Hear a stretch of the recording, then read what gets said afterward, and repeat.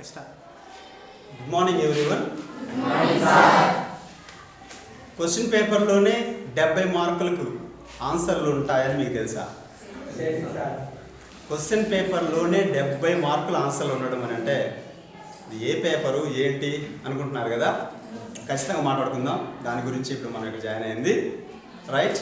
ముందుగా దుత్తలూరు సీడ్స్ సంస్థ వాళ్ళు నూతన ప్రశ్నాపత్రాల విశ్లేషణ అనే ఒక చక్కటి కార్యక్రమాన్ని మనలాంటి వెనకబడిన ప్రాంతంలోని విద్యార్థుల యొక్క మంచి కోసం అని చెప్పేసి ఒక బృహత్తరమైన కార్యక్రమాన్ని ఏర్పాటు చేసి అన్ని సబ్జెక్ట్స్ని ఆ సబ్జెక్ట్ ఎక్స్పర్ట్స్ చేత చెప్పిస్తూ ఒక మంచి కార్యక్రమాన్ని చేస్తున్నారు. కాబట్టి అందులో భాగంగానే ఈరోజు మన స్కూల్లో మనం ఇంగ్లీష్ క్లాస్ని చెప్పుకుంటున్నాం. కాబట్టి మనందరము ముందుగా ఆ సీడ్స్ సంస్థ యాజమాన్యానికి ప్రత్యేక ధన్యవాదాలు చెప్పుకుందాం. అలాగే ఈరోజు ఇంగ్లీష్ విశ్లేషణ మీద నన్ను చెప్పమని చెప్పి అడిగినందుకు సీడ్స్ సంస్థ వాళ్ళకి నేను ప్రత్యేకంగా కృతజ్ఞతలు కూడా తెలియజేసుకుంటున్నాను. ఇక డైరెక్ట్గా టాపిక్లోకి వెళ్ళిపోదాం. గతంలో ఇంగ్లీష్లో పేపర్ 1 పేపర్ 2 ఉండేటివి. ఆ రెండింటిని ఇప్పుడు క్లబ్ చేసి 100 మార్కులకు ఒకే పేపర్ చేశారు. ఆ 100 మార్కులకు గాను 35 ప్రశ్నలు డైరెక్ట్గా క్వశ్చన్ పేపర్లో ఉంటాయి. క్వశ్చన్ పేపర్లో ఉన్నటువంటి ఆ క్వశ్చన్స్ అన్నింటినీ కూడా డైరెక్ట్గా ఆన్సర్ షీట్లోనే రాయాల్సి ఉంటుంది. గతంలో బిట్ పేపర్ ఉండేది, ఇప్పుడు బిట్ పేపర్ లేదు. కాబట్టి జూనియర్ ఇంటర్మీడియట్ వాళ్ళకి ఎలాగైతే క్వశ్చన్ పేపర్ 100 మార్కులకు ఉంటుందో మనకు కూడా అలాగే పెట్టారు. కాబట్టి ఈ మారినటువంటి ఈ చిన్న మార్పును, ఆ మార్పులోని విశ్లేషణని నేను మీకు ఇప్పుడు చెప్పబోతున్నాను. మీరు చక్కగా వింటే ఆల్రెడీ మీ టీచర్స్ అన్ని విషయాలు మీకు చెప్పి ఉంటారు. కానీ ఇప్పుడు నేను చెప్పబోయేటటువంటి ఈ చిన్న విశ్లేషణ మీరు కనుక అవగాహన చేసుకోగలిగితే మీరు 100కి 100% మార్కులు ఖచ్చితంగా తెచ్చుకోవచ్చు అనేది నా అభిప్రాయం. డియర్ స్టూడెంట్స్, ఈరోజు ఈ విశ్లేషణలో భాగంగా 100 మార్కులకి 35 ప్రశ్నలు మనకు ఇస్తారు క్వశ్చన్ పేపర్లో. ఈ 35 మార్కుల్ని 3 విభాగాలుగా విభజించడం జరిగింది. Section A, section B and section సిగా. సెక్షన్ ఏలో రీడింగ్ కాంప్రిహెన్షన్ ఉంటుంది. ఈ రీడింగ్ కాంప్రిహెన్షన్ కింద 1 నుంచి 5 వరకు రీడింగ్ ఏ అనే లెసన్లలో నుంచి మనకు ప్రశ్నలు ఇవ్వడం జరుగుతుంది. అలాగే 6, 7, 8 అనే ఈ 3 ప్రశ్నల్ని రీడింగ్ బి నుంచి ఇవ్వడం జరుగుతుంది. అలాగే 9, 10 ప్రశ్నల్ని రీడింగ్ సి నుంచి ఇవ్వడం జరుగుతుంది. అంటే టోటల్గా రీడింగ్ ఏ, బిసి అనే 3 టాపిక్స్ నుంచి మనకు కేవలం 10 ప్రశ్నలు ఇస్తారు.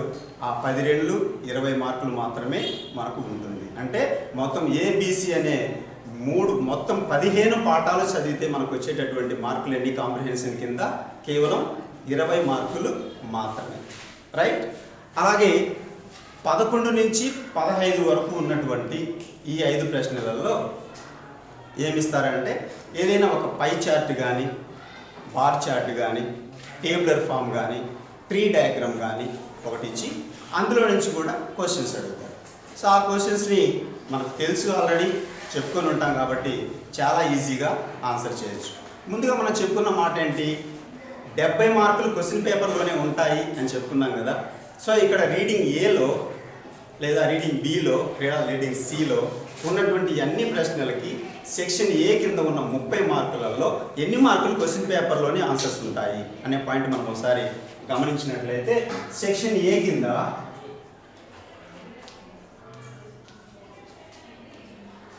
మొత్తం 15 ప్రశ్నలు ఉంటే ఈ 15 ప్రశ్నలకి 2 మార్కులు లెక్కన 15 ప్రశ్నలకి 2 మార్కులు లెక్కన మనకు 30 మార్కులు ఉంటాయి. రీడింగ్ ఏ నుంచి 5 ప్రశ్నలు ఇస్తారు. ఈ 5 ప్రశ్నలలో WH క్వశ్చన్స్ 2 ఉంటాయి, మల్టిపుల్ చాయిస్ క్వశ్చన్స్ 3 ఉంటాయి. మల్టిపుల్ చాయిస్ క్వశ్చన్స్ ఇక్కడ ఉన్నాయని అంటే అర్థం ఏంటి, ఆన్సర్స్ అందులోనే ఉన్నట్టే కదా. ఇది మనం గమనించాల్సిన విషయం. తర్వాత రీడింగ్ బి ఒకసారి మనం గమనించినట్లయితే రీడింగ్ బిలో నుంచి ఇక్కడ కూడా 3 క్వశ్చన్స్ ఇస్తారు. ఈ 3 క్వశ్చన్స్ కూడా మల్టిపుల్ చాయిస్ క్వశ్చన్సే ఉంటాయి. అంటే ఇక్కడ ఉన్నటువంటి 3 ప్రశ్నలకి 3 రెళ్ళు 6 మార్కులు కూడా క్వశ్చన్ పేపర్లోనే ఆన్సర్లు ఉంటాయి, వాటిని మనం వెతికి చక్కగా రాసుకోగలగాలి. రైట్. తర్వాత రీడింగ్ సి నుంచి 2 ప్రశ్నలు ఇస్తారు. ఈ 2 కూడా మల్టిపుల్ చాయిస్ క్వశ్చన్స్. ఇక్కడ కూడా మనకు 2 ప్రశ్నలకి 4 మార్కులు వస్తాయి. అంటే ఇక్కడ 4 మార్కులు, ఇక్కడ 6 మార్కులు, ఇక్కడ 6 మార్కులు. అంటే నియర్లీ 16 మార్కులు 20లో మల్టిపుల్ చాయిస్ క్వశ్చన్స్ కింద మనం ఆన్సర్ చేసుకోవచ్చు. అంటే ఇవన్నీ కూడా క్వశ్చన్ పేపర్లో ఉన్నట్టే కదా ఆన్సర్స్ని. వాటిని ఈజీగా మనం గమనించి కనుక రాసుకోగలిగితే చక్కగా 16 మార్కుల్ని ఆన్సర్ చేయొచ్చు. Then what about those 4 questions? 4 marks అంటే అర్థం ఏంటంటే, ఫస్ట్ క్వశ్చన్ జనరల్గా WH క్వశ్చన్స్ 2 ఉన్నాయి కదా, ఇవన్నీ కూడాను who is the speaker, who is speaking to whom అనేలాంటి ప్రశ్నలే ఉంటాయి. అవన్నీ మనకు తెలుసు, వాటిని చక్కగా ఆన్సర్ చేయగలగచ్చు. అవేం పెద్ద ఇబ్బంది ఏమీ కాదు. ఈ రెండింటిని కూడా ఆన్సర్ చేస్తే 4 మార్కులు వస్తాయి. అంటే మొత్తం మీద ఇక్కడ అన్ని మార్కులు 20 మార్కులు కూడా క్వశ్చన్ పేపర్లోనే ఆన్సర్లు ఉంటాయి. మనం గమనించి రాయడం ఒకటే ముఖ్యమైన విషయం అనేది ఇక్కడ నేను చెప్పదలుచుకున్న విషయం. తర్వాత నెక్స్ట్ మనం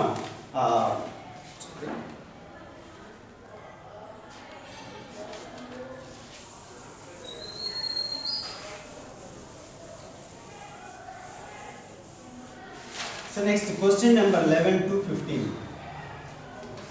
Question number 11 to 15. Pi diagram కానీ, బార్ చార్ట్ కానీ, ట్రీ డయాగ్రామ్ కానీ లాంటిది ఒక డయాగ్రామ్ ఒకటి ఇస్తారు. కంప్లీట్ ఇన్ఫర్మేషన్ అంతా అందులోనే ఉంటుంది. దాని మీద మనల్ని 5 క్వశ్చన్స్ అడుగుతారు. ఈ 5 క్వశ్చన్స్లో కూడా ఇక్కడ WH క్వశ్చన్స్ అగైన్ మళ్ళీ 2 ఉంటాయి. Multiple choice questions WH questions ఇవి 2 ఉంటాయి. మల్టిపుల్ చాయిస్ క్వశ్చన్స్ అగైన్ 3 ఉంటాయి. అంటే ఇక్కడ కంప్లీట్ ఆన్సర్స్, ఈ 3ంటికి ఆన్సర్స్ ఎందులో ఉంటాయి? క్వశ్చన్ పేపర్లోనే ఉంటాయి. ఈవెన్ ఇక్కడ WH క్వశ్చన్స్లో కూడా what does the pie diagram show అన్నదే మొట్టమొదటి ప్రశ్నగా ఉంటుంది. ఆ పై డయాగ్రామ్ యొక్క హెడ్డింగే దానికి ఆన్సర్గా ఉంటుంది. కాబట్టి అది కూడా మనం ఈజీగానే ఆన్సర్ చేయొచ్చు. పైగా అక్కడ ఉన్నటువంటి ఆ ఇన్ఫర్మేషన్లో లేదా పై డయాగ్రామ్లో ఎన్ని సెక్టార్స్ ఉన్నాయి, వేటి గురించి ఎక్స్ప్లెయిన్ చేస్తున్నారు, ఏ దానికి ఎంతెంత పర్సెంటేజ్ ఉంది అనే దాని మీద అందులో హైయెస్ట్ పర్సెంటేజ్ ఏది, లోయెస్ట్ పర్సెంటేజ్ ఏది, ఈక్వల్ పర్సెంటేజ్ ఎక్కడ ఉంది అనే వాటి మీదనే క్వశ్చన్స్ ఉంటాయి. కాబట్టి ఈ WH క్వశ్చన్స్ 2 కూడా మనం ఈజీగా ఆన్సర్ చేయొచ్చు. అంటే ఓవరాల్గా రీడింగ్ ఏలో, రీడింగ్ బిలో, రీడింగ్ సిలో, అలాగే ఇక్కడ ఉన్నటువంటి స్టడీ స్కిల్స్లో ఈ మొత్తం నుంచి కూడా వచ్చినటువంటి 15 ప్రశ్నలకు 15 రెట్లు 30 మార్కులు సెక్షన్ ఏ కింద ఈజీగా తెచ్చుకోవచ్చు అన్నది మాత్రం ఇక్కడ మనం గమనించవచ్చు. మీరు కూడా మీ టీచర్స్ను మరొకసారి వీటి మీద ఈ విశ్లేషణ ప్రకారంగా ఆలోచించి చేసుకున్నట్లయితే సెక్షన్ ఏ నుంచి 30 మార్కులు తెచ్చుకోవడం అనేది కష్టమే కాదు అన్నది నా అభిప్రాయం. అలాగే కొంతమంది ముఖ్యంగా తెలుగు మీడియంలో చదువుతున్నటువంటి కొంతమంది విద్యార్థులు ఇంగ్లీష్ అంటేనే భయం అనే ఒక ఫీల్తో ఉన్నటువంటి విద్యార్థులు చాలా ఇబ్బంది పడుతూ ఉంటుంటారు. వాళ్ళకి నేను ఇచ్చే ఒకే ఒక సూచన ఏంటంటే, మనం పబ్లిక్ ఎగ్జామ్స్ రాసేటప్పుడు మనకు ఒక బుక్లెట్ ఇస్తారు. ఆ బుక్లెట్ కూడా నేను వీలైతే ఇప్పుడు చూపిస్తాను మీకు ఎలా ఉంటుందని. మీకు ఇలాంటి ఒక 24 పేజెస్ బుక్లెట్ ఒకటి ఇస్తారు. ఈ 24 పేజెస్ బుక్లెట్లో అన్ని ఆన్సర్స్ మనం ఈ బుక్లెట్లోనే రాయాల్సి ఉంటుంది. ఈ బుక్లెట్లో ఫస్ట్ పేజీలో కొంత ఇన్ఫర్మేషన్ అంతా ప్రింట్ చేసి ఉంటుంది.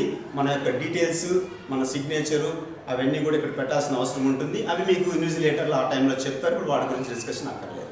రైట్. మనం పక్క పేజ్ తిప్పంగానే మన ఆన్సర్స్ని రాసేటప్పుడు ఏ విధంగా రాస్తే పేపర్లు దిద్దే వాళ్ళకు first impression is the best అన్నట్టు మనం చక్కగా ఇంప్రెస్ చేయగలిగితే, వాళ్ళు చూడంగానే మన పేపర్కి బాగా రాశారు అనే ఒక మంచి ఇంప్రెషన్ కలిగించాలంటే మనం ఎలా రాయాలి అనే దాన్ని కూడా నేను ఇప్పుడు మీకు చూపిస్తాను. మీరు ఒకసారి చూడండి. ఫస్ట్ అందరూ కూడా చక్కగా అన్ని పేజీలకి బార్డర్స్ కొట్టుకోండి. మిమ్మల్ని ముందుగానే ఒక అరగంట ముందే పరీక్ష హాల్లోకి తీసుకెళ్తారు. ముందుగా ఇన్స్ట్రక్షన్స్ అన్నీ ఇస్తారు ఇన్విజిలేటర్లు, మీకు అన్ని వివరాలు చెప్తారు. ఈ బుక్లెట్ ఇచ్చిన తర్వాత ఈ బుక్లెట్ 24 పేజెస్ ఉంటుంది.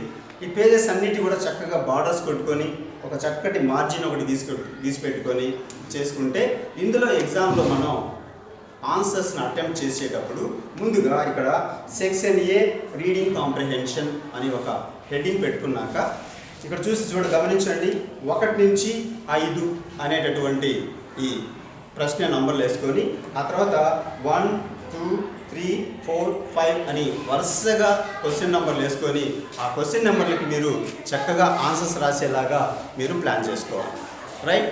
ఆ తర్వాత 6 to 8, ఆ తర్వాత 9 10, అలాగే 11 to 15 ఇవన్నీ కూడా ఒకే సీక్వెన్స్లో ఉండేలాగా శుభ్రంగా ఒకే ఒక పేపర్లోనే ఒకే ఒక పేజీలోనే ఈ 30 మార్కులకు ఆన్సర్ చేయగలిగేలాగా చాలా నీట్గా మీరు చేసుకోవచ్చు. ఇంకొక మీకు ముఖ్యంగా నేను చెప్పదలుచుకున్న విషయం ఏంటంటే, ఇక్కడ మల్టిపుల్ చాయిస్ క్వశ్చన్స్ ఉన్నాయి చూసారా. మల్టిపుల్ చాయిస్ క్వశ్చన్స్ని అందరూ కూడాను BCA లాంటి ఒక జస్ట్ మల్టిపుల్ చాయిస్ ఆన్సర్ని మాత్రమే రాస్తే సరిపోతుంది, మీరు ఏదో ఎత్తుక్కోవాల్సిన అవసరం లేదు. నేను మీకు ఇక్కడ సజెస్ట్ చేస్తున్న పాయింట్ ఏంటంటే 3 hours క్వశ్చన్ పేపర్ మీ దగ్గర ఉన్నప్పుడు, 3 hours మీరు ఎగ్జామ్ రాస్తున్నప్పుడు, ఇక్కడ మల్టిపుల్ చాయిస్ క్వశ్చన్స్ దగ్గర మీరు తొందరపడి ఒక ఆన్సర్ రాసి మళ్ళీ దాన్ని కొట్టేసి మరో ఆన్సర్ రాసి ఇలాంటి కరెక్షన్స్ లేకుండా చూసుకోండి అన్నది నా సూచన. మీరు ముందుగా మీ ఆన్సర్ని డిసైడ్ చేసుకొని ఆ తర్వాత సెకండ్ థాట్స్కి వెళ్ళిన తర్వాత ఫైనల్గా ఆన్సర్ నిర్ణయించుకున్నాక ఆ నిర్ణయంలో భాగంగానే మీరు ఫైనల్గా మీ ఆన్సర్స్ని నీట్గా రాసి ఒక మంచి ఇంప్రెషన్ కలిగించేలాగా పేపర్ దిద్దే వాళ్ళకి కలిగించినట్లయితే మీకు ఒక మంచి ఇంప్రెషన్ ఉంటుంది, మీ పట్ల మీకు మంచి మార్కులు వేయడానికి కూడా ఛాన్సెస్ ఉంటుంది. కొట్టివేతలు లేకుండా చూసుకోండి అన్నదే నా ఇక్కడ మీకు నేను ఇస్తున్నటువంటి సలహా. సో ఇది మీరు చక్కగా పాటించాలి అనేది నా సలహా. ఆ తర్వాత సెక్షన్ ఏలో మనం చూసాం ఏమేమి ఉంటాయి, ఎలా రాయాలి అని. ఇక మరీ ముఖ్యంగా section below grammar and vocabulary అనేటటువంటి ఈ టాపిక్ ఉంటుంది. ఈ టాపిక్కి మనం దాదాపుగా 40 మార్కులకి ఉంటుంది. మీరు గమనిస్తే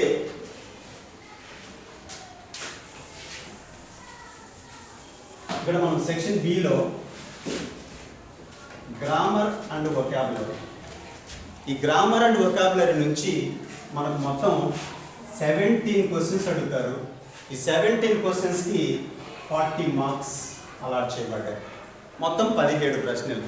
ఏంటి 17 ప్రశ్నలు అని అంటే, గ్రామర్కి 8 క్వశ్చన్స్, వొకాబులరీకి 9 క్వశ్చన్స్ ఉంటాయి. గ్రామర్ నుంచి 8 క్వశ్చన్స్ ఉంటాయి, 8 to 16 మార్క్స్. అండ్ వొకాబులరీకి 9 క్వశ్చన్స్ ఉంటాయి. ఈ 9 క్వశ్చన్స్ గాను మనకు 24 మార్క్స్ ఉంటాయి. సో వీటిని మనం ఒక అవగాహన చేసుకొని చక్కగా రాయగలగాలి. ఇక్కడ చెప్పుకోదగ్గ విషయం ఏంటంటే, ఈ గ్రామర్ అండ్ వొకాబులరీ అనేది మనకి క్వశ్చన్ నెంబర్ 16 నుంచి స్టార్ట్ అవుతుంది.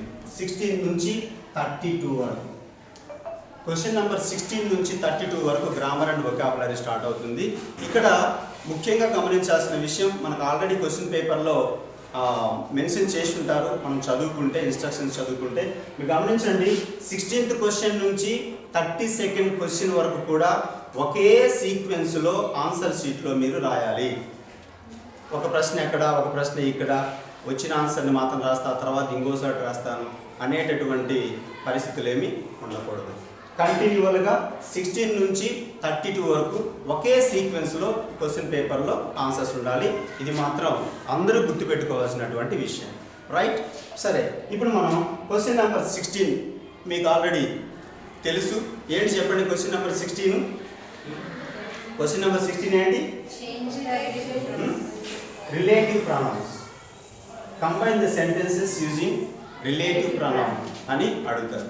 ఏంటి రిలేటివ్ ప్రొనౌన్స్ అంటే? హూ, విచ్, దట్ అనే ఈ మూడింటిని రిలేటివ్ ప్రొనౌన్స్గా మనం చెప్పుకుంటాం.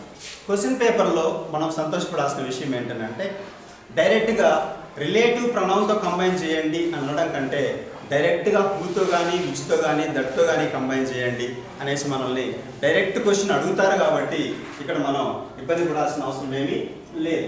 ఇక్కడ నేను మీకు ఒక ఎగ్జాంపుల్ చూపిస్తాను, ఒక క్వశ్చన్ ఎలా రాయాలి 16th క్వశ్చన్ అనే దాని మీద మీకు ఒక చిన్న అవగాహన కోసమే. ఇది కేవలం క్వశ్చన్ నెంబర్ 16 చూడండి ఎలా ఉంటుందో. ఇందులో మీకు ఏదైనా సందేహం ఉంటే మనం రెక్టిఫై చేసుకోవచ్చు.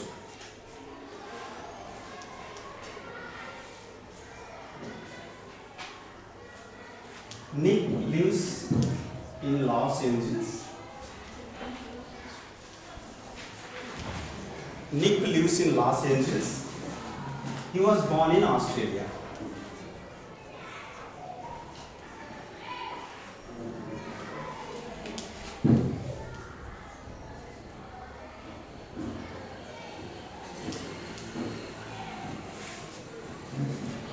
Nick lives in Los Angeles.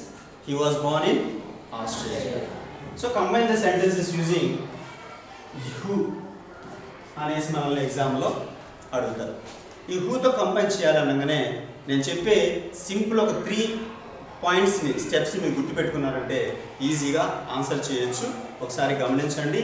మొదటగా ఇక్కడ ఇచ్చినటువంటి క్లాజెస్లో ఇక్కడ క్లాజ్ ఉంది, ఇక్కడ క్లాజ్ ఉంది, 2 క్లాజెస్ ఉన్నాయి. ఈ 2 క్లాజెస్ని మనం కంబైన్ చేసి సింగిల్ సెంటెన్స్గా మార్చాలి రిలేటివ్ ప్రొనౌన్ తోటి, అది కూడా హూ తోటి. ఇప్పుడు మనం చేయాల్సిన పాయింట్ ఏంటంటే, మొదటి పాయింట్ ఏంటంటే చూడండి, బోత్ ద సెంటెన్సెస్ ఈ సెంటెన్స్లోను ఈ సెంటెన్స్లోను సబ్జెక్ట్ ఒకటే ఉందా అనేదాన్ని మనం ఒకసారి గమనించాలి. ఇక్కడ చూస్తే మనం సబ్జెక్ట్గా నిక్ అనేది సబ్జెక్ట్ ఉంది. సో ఇదే నిక్కి సంబంధించిన వర్డ్ ఇక్కడ సెకండ్ సెంటెన్స్లో కూడా హీ అనేసి ఇవ్వడం జరిగింది. సో ఇక్కడ నిక్ ఇక్కడ హీ ఇద్దరు ఒక్కరే కాబట్టి ఇది ముందుగా మనం గమనించాల్సిన అవసరం. నెక్స్ట్ ఏం చేయాలంటే, ఇక్కడ ఏ రిలేటివ్ ప్రొనౌన్తోనైతే ఈ సెంటెన్సెస్ని కంబైన్ చేయమని చెప్పారో ఆ హూ అనే వర్డ్ని మనం ఇక్కడ రాసుకుంటాం. ఈ హీ ప్లేస్లో రాసుకుంటాం. ఈ హీ ప్లేస్లో రాసుకున్నాక ఇక్కడ who was Born in Australia అనే ఈ క్లాజ్ని మనం రిలేటివ్ క్లాజ్గా తీసుకుంటాం. సో మనకు అందరికీ తెలుసు రిలేటివ్ ప్రొనౌన్తో మొదలయ్యే క్లాజ్నే రిలేటివ్ క్లాజ్ అంటారని. సో ఈ రిలేటివ్ క్లాజ్ని ఎప్పుడు కూడా ఈ రిలేటివ్ ప్రొనౌన్ అనేది ఎప్పుడు కూడా దానికి ముందున్న యాంటిసిడెంట్ని డిఫైన్ చేయాలన్నా లేదా డిఫైన్ చేయకూడదా అనే దాని గురించి మాత్రమే తెలియజేస్తూ ఉంటుంది. మనం టెక్స్ట్ బుక్లో యాక్చువల్గా defining and non defining relative classes గురించి చెప్పుకున్నాం. కానీ మనకు ఎగ్జామినేషన్లో క్వశ్చన్ అలా కాకుండా కంబైన్ చేయండి రిలేటివ్ ప్రొనౌన్ తోటి అడగబోతున్నారు కాబట్టి మనం దీన్ని ఏం చేస్తామంటే ఈ who was Born in Australia అన్న ఈ క్లాస్ను డైరెక్ట్గా నిక్ అనేటటువంటి ఈ యాంటిసిడెంట్ దగ్గరికి తీసుకొచ్చుకుంటాం. ఇప్పుడు ఆన్సర్ ఏమవుతుంది చెప్పండి. Nick was Born in Australia అనేది ఆన్సర్ అవుతుంది. It's very very very simple. అన్నీ కూడా ఇలాగే ఉంటాయి. హూ విచ్ దట్లతోటి కూడా. ఇక్కడ ఇంకో పాయింట్ కూడా చెప్తాను.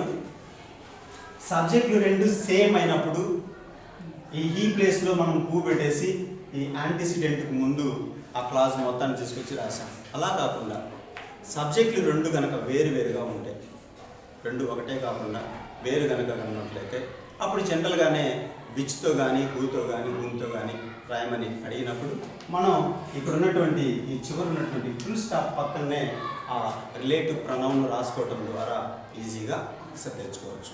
సో ఇలాంటి చిన్న టిప్స్ని మీరు ఫాలో అవడం వల్ల 16th క్వశ్చన్స్కి ఆన్సర్ చేయొచ్చు. అది పెద్ద ఇబ్బంది ఏమీ కాదని అనుకుంటున్నాను. మళ్ళీ కూడా మీరు మీ సార్ వాళ్ళని అడిగి ఇంకొంచెం క్లారిటీ తీసుకుంటే it would be better, right? So next question number 17. దీనికి 2 మార్కులు వస్తున్నాయి మనకు. అలాగే క్వశ్చన్ నెంబర్ 17కి వద్దాం. క్వశ్చన్ నెంబర్ 17 అనగానే ఏంటి చెప్పండి? Voice. So passive voice. Passive voice అనగానే ఆల్రెడీ మనకి యాక్టివ్ వాయిస్ ఇస్తారు, దాన్ని ప్యాసివ్ వాయిస్లోకి మార్చాలి. సో యాక్టివ్ వాయిస్ ఇచ్చి ప్యాసివ్ వాయిస్లోకి మార్చాలని అంటే మనకు ఆల్రెడీ తెలుసు వాయిస్ని ఎలా చేంజ్ చేయాలో. ఇచ్చిన వాక్యం ఎప్పుడు కూడా గుర్తుపెట్టుకోండి, యాక్టివ్ వాయిస్ ఏ టెన్స్లో అయితే ఉంటుందో ప్యాసివ్ వాయిస్ని కూడా మనం అదే టెన్స్లోకి మార్చుకోవాలి. సో ముందు ఇచ్చిన వాక్యం ఏ టెన్స్లో ఉంది అనేది మనం గుర్తించాలి. ఆ తర్వాత మనం అదే టెన్స్లోకి మార్చాలన్న పాయింట్ని మైండ్లో పెట్టుకోవాలి, రైట్? దీనికి కూడా మనం ఒక చిన్న ఎగ్జాంపుల్ని రాసుకుందాం.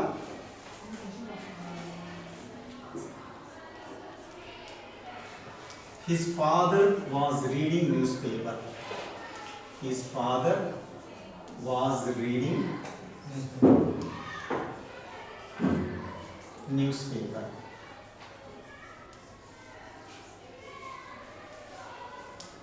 సో ఇది క్వశ్చన్. దీన్ని మనం ప్యాసివ్ వాయిస్లోకి మార్చాలి. చూడండి, his father was reading newspaper. So first active voice ఏ టెన్స్లో ఉంటే ప్యాసివ్ వాయిస్ని కూడా మనం అదే టెన్స్లోకి మార్చాలనుకున్నాం కదా. సో ఇక్కడ వాజ్ రీడింగ్ అనేది పాస్ట్ కంటిన్యూస్ టెన్స్లో ఉంది. అంటే మనం ప్యాసివ్ వాయిస్ని కూడా పాస్ట్ కంటిన్యూస్ టెన్స్లోనే రాయాల్సిన అవసరం ఉంది. దీనికోసం మనం తీసుకోవాల్సిన స్టెప్స్ మనకు ఆల్రెడీ తెలుసు కదా. ముందుగా ఈ ఆబ్జెక్ట్ని సబ్జెక్ట్ చేసుకుంటాం. యువతల న్యూస్ పేపర్,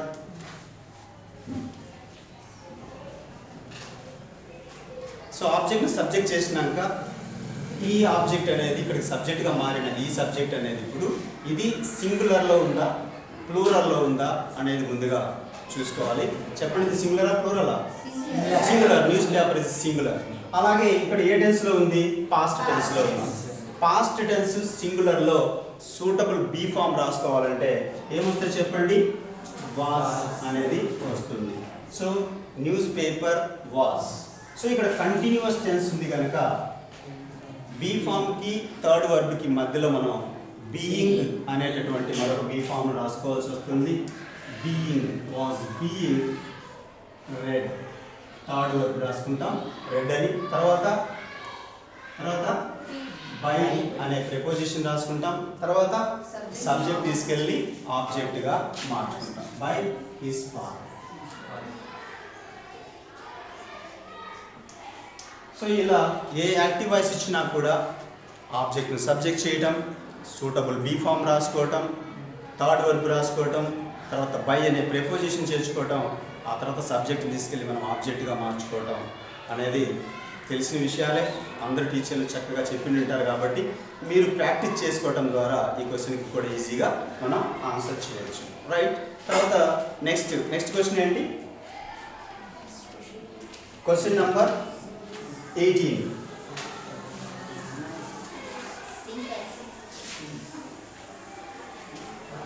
నెంబర్ 18 ఏంటమ్మా? క్వశ్చన్ నెంబర్ 18 దేని గురించి? లింకర్స్. సో క్వశ్చన్ నెంబర్ 18ని మనం లింకర్స్గా ఇవ్వబడుతుంది. మీరు ఒకసారి దీన్ని చూస్తే పేజ్ నెంబర్ 91, 92 టెక్స్ట్ బుక్లో నోట్ చేసుకోండి. పేజ్ నెంబర్ 91, 92లో మనకు అక్కడ సిన్స్, యాజ్, బికాస్, వెన్ అనేటటువంటి లింకర్స్ గురించి చక్కగా టెక్స్ట్ బుక్లో ఉంది. దాదాపుగా వాటి నుంచే క్వశ్చన్ రావడానికి 90% అవకాశాలు ఉన్నాయి కాబట్టి ఖచ్చితంగా వాటిని ప్రాక్టీస్ చేసుకోవడం వల్ల కంపల్సరీగా క్వశ్చన్ని మనం చూడవచ్చు క్వశ్చన్ పేపర్లో. దాన్ని కూడా మీకు ఒక ఎగ్జాంపుల్ చెప్పి చూపిస్తాను.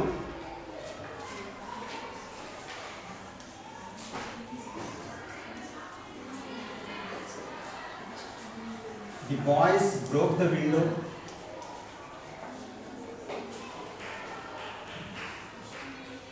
The headmaster punished him.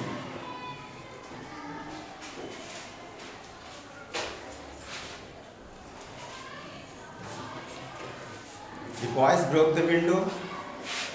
The headmaster punished him. So combine the sentence using since.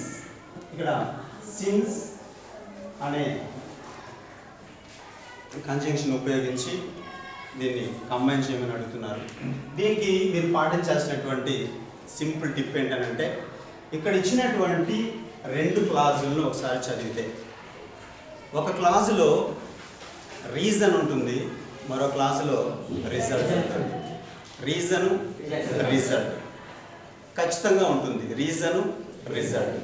ఇక్కడ ఏ క్లాజ్ అయితే రీజన్ గురించి తెలియజేస్తుందో ఆ రీజన్ క్లాజ్ ముందు మీరు అక్కడ ఇవ్వబడినటువంటి సిన్స్ కానీ, యాజ్ కానీ, బికాస్ కానీ రాయటం ద్వారా కంప్లీట్ వాక్యాన్ని యథాతథంగా రాస్తే మీకు ఆన్సర్ వచ్చేస్తుంది. కాబట్టి ఇక్కడ the boys broke the window pens. Boys break the window pens is the reason. అందుకే కదా హెడ్ మాస్టర్ పని చేసింది. So this is the reason and this is the result. So here reason is the result here. కాబట్టి మనం reason ముందు ఈ since అనే వాక్యాన్ని, ఆ పదాన్ని రాయటం ద్వారా ఆన్సర్ని తెచ్చుకోవచ్చు. చూడండి, సిన్స్ అనేది ఇక్కడ రాస్తాం. Since the boys broke the window pens the head master punished. It's very very simple. A sentence ఇచ్చినా ఇక్కడ సిన్స్ ప్లేస్లో యాజ్ ఉన్నా, బికాస్ ఉన్నా, వెన్ ఉన్నా దాదాపుగా వీటన్నిటికీ కూడాను ఒకే అర్థం వస్తుంది. ఇవన్నీ కూడా రీజన్ గురించి తెలియజెప్పేటటువంటి వాక్యాలు. ఖచ్చితంగా ఈ ఆన్సర్లు మనం చేయడానికి మీకు ఖచ్చితంగా ఈ క్వశ్చన్ అయితే కంపల్సరీగా ఉంటుంది కనుక ఎవరు కూడా దీన్ని మిస్ చేసుకోవద్దు. It's very very simple question అన్నమాట. So next question number 19. So what is question number 19? చూడండి, ప్రెపోజిషన్స్ గురించి టెక్స్ట్ బుక్స్లో మనకు డైరెక్ట్గా 2 చోట్ల ఉంది. ఒకటి page number 60 and 62. Page number 60 and 62లో మీరు చూసినట్లయితే కాంపౌండ్ ప్రెపోజిషనల్ ఫ్రేజెస్ అని ఉంటుంది. Compound prepositional phrases. ఈ కాంపౌండ్ ప్రెపోజిషనల్ ఫ్రేజెస్లో టెక్స్ట్ బుక్లో ఉన్న వాటి నుంచి మాత్రమే పబ్లిక్ పరీక్షల్లో అడుగుతున్నారు. కాబట్టి పేజ్ నెంబర్ 60, 62లో ఉన్నటువంటి ఆ బిట్స్ నుంచే మీకు కంపల్సరీగా క్వశ్చన్ వస్తుంది. అందులో ఎలాంటి సందేహం కూడా లేనే లేదు. సో ఇక్కడ ప్రిపోజిషన్స్ నుంచి మనకు 2 ప్రశ్నలు అడుగుతారు. ఒకటి కాంపౌండ్ ప్రిపోజిషనల్ ఫ్రేజెస్ నుంచి ఒక క్వశ్చన్, ఆ తర్వాత ప్రిపోజిషన్స్ నుంచి మరొక క్వశ్చన్. సో ప్రిపోజిషన్స్ని మనం page number 125 and 129, 125 and 127 it scenes చూడండి టెక్స్ట్ బుక్లో ఆ పేజెస్లో ఉంటుంది. ఖచ్చితంగా ఆ పేజీ నుంచి మాత్రమే ఇస్తారు, అందులో డౌటే లేదు. మీరు ఖచ్చితంగా మీ సార్ వాళ్ళని అడిగి మరొకసారి వాటి గురించి చెప్పించుకొని వాటినే ప్రాక్టీస్ చేయండి. ఖచ్చితంగా పబ్లిక్ ఎగ్జామ్స్లో క్వశ్చన్ నెంబర్ 19 కింద మనం ఈ పేజీలో ఉన్నటువంటి ప్రిపోజిషనల్ ఫ్రేజెస్ని అలాగే ప్రిపోజిషన్స్ని ఆన్సర్స్గా చూసుకోవచ్చు. Right. So next question number 20. Question number 20 ఏంటి, దేని గురించి తెలియజేస్తుంది? Question number 20 correct verb forms. So correct verb forms రాయండి అని అంటారు. సో మనం ఒకసారి గవర్నమెంట్ వాళ్ళు ఇచ్చిన బ్లూ ప్రింట్ని కనుక చక్కగా గమనించినట్లయితే అందులో వాళ్ళు పేజ్ నెంబర్ 127 అండ్ 128 టెక్స్ట్ బుక్లో పేజ్ నెంబర్ 127 అండ్ 128లో ఇక్కడ మనకు ఒక ఇన్ఫర్మేషన్ ఇవ్వడం జరుగుతుంది. వాటిని బాగా చక్కగా కనుక గమనించినట్లయితే టెక్స్ట్ బుక్లో ఆల్రెడీ మీకు మాస్టర్స్ వాటి గురించి చెప్పి ఉంటారు. ఇంకోసారి ఈ పేజీలలో 127 అండ్ 128లో ఉన్నటువంటి గ్రామర్ పాయింట్లో past perfect tense and simple past tense అనే ఈ టాపిక్ మీద మరొకసారి సార్ వాళ్ళని అడిగి క్లారిఫికేషన్ తీసుకోండి. నేను అనుకుంటున్నాను ఖచ్చితంగా ఆ పేజీలో నుంచి మాత్రమే రేపు మనకు పబ్లిక్ ఎగ్జామ్స్లో కూడా క్వశ్చన్ రాబోతుంది అనేసి నేను 90% నమ్ముతున్నాను. కాబట్టి మీరు కూడా నమ్మండి. ఆ పేజీలో ఉన్న క్వశ్చన్స్ని ఖచ్చితంగా ఆన్సర్ చేయడానికైతే వెనకాడకుండా ప్రాక్టీస్ చేయండి ఖచ్చితంగా. సో వీటి గురించి కూడా మనం చెప్పుకోవాల్సిన అవసరం ఉంది. ఒక క్వశ్చన్ నేను ట్రయల్గా మీకు చూపిస్తాను ఇక్కడ.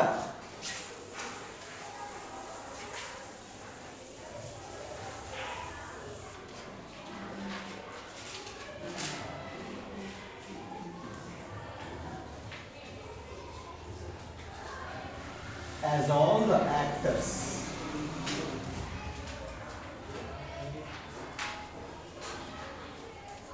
had taken their positions,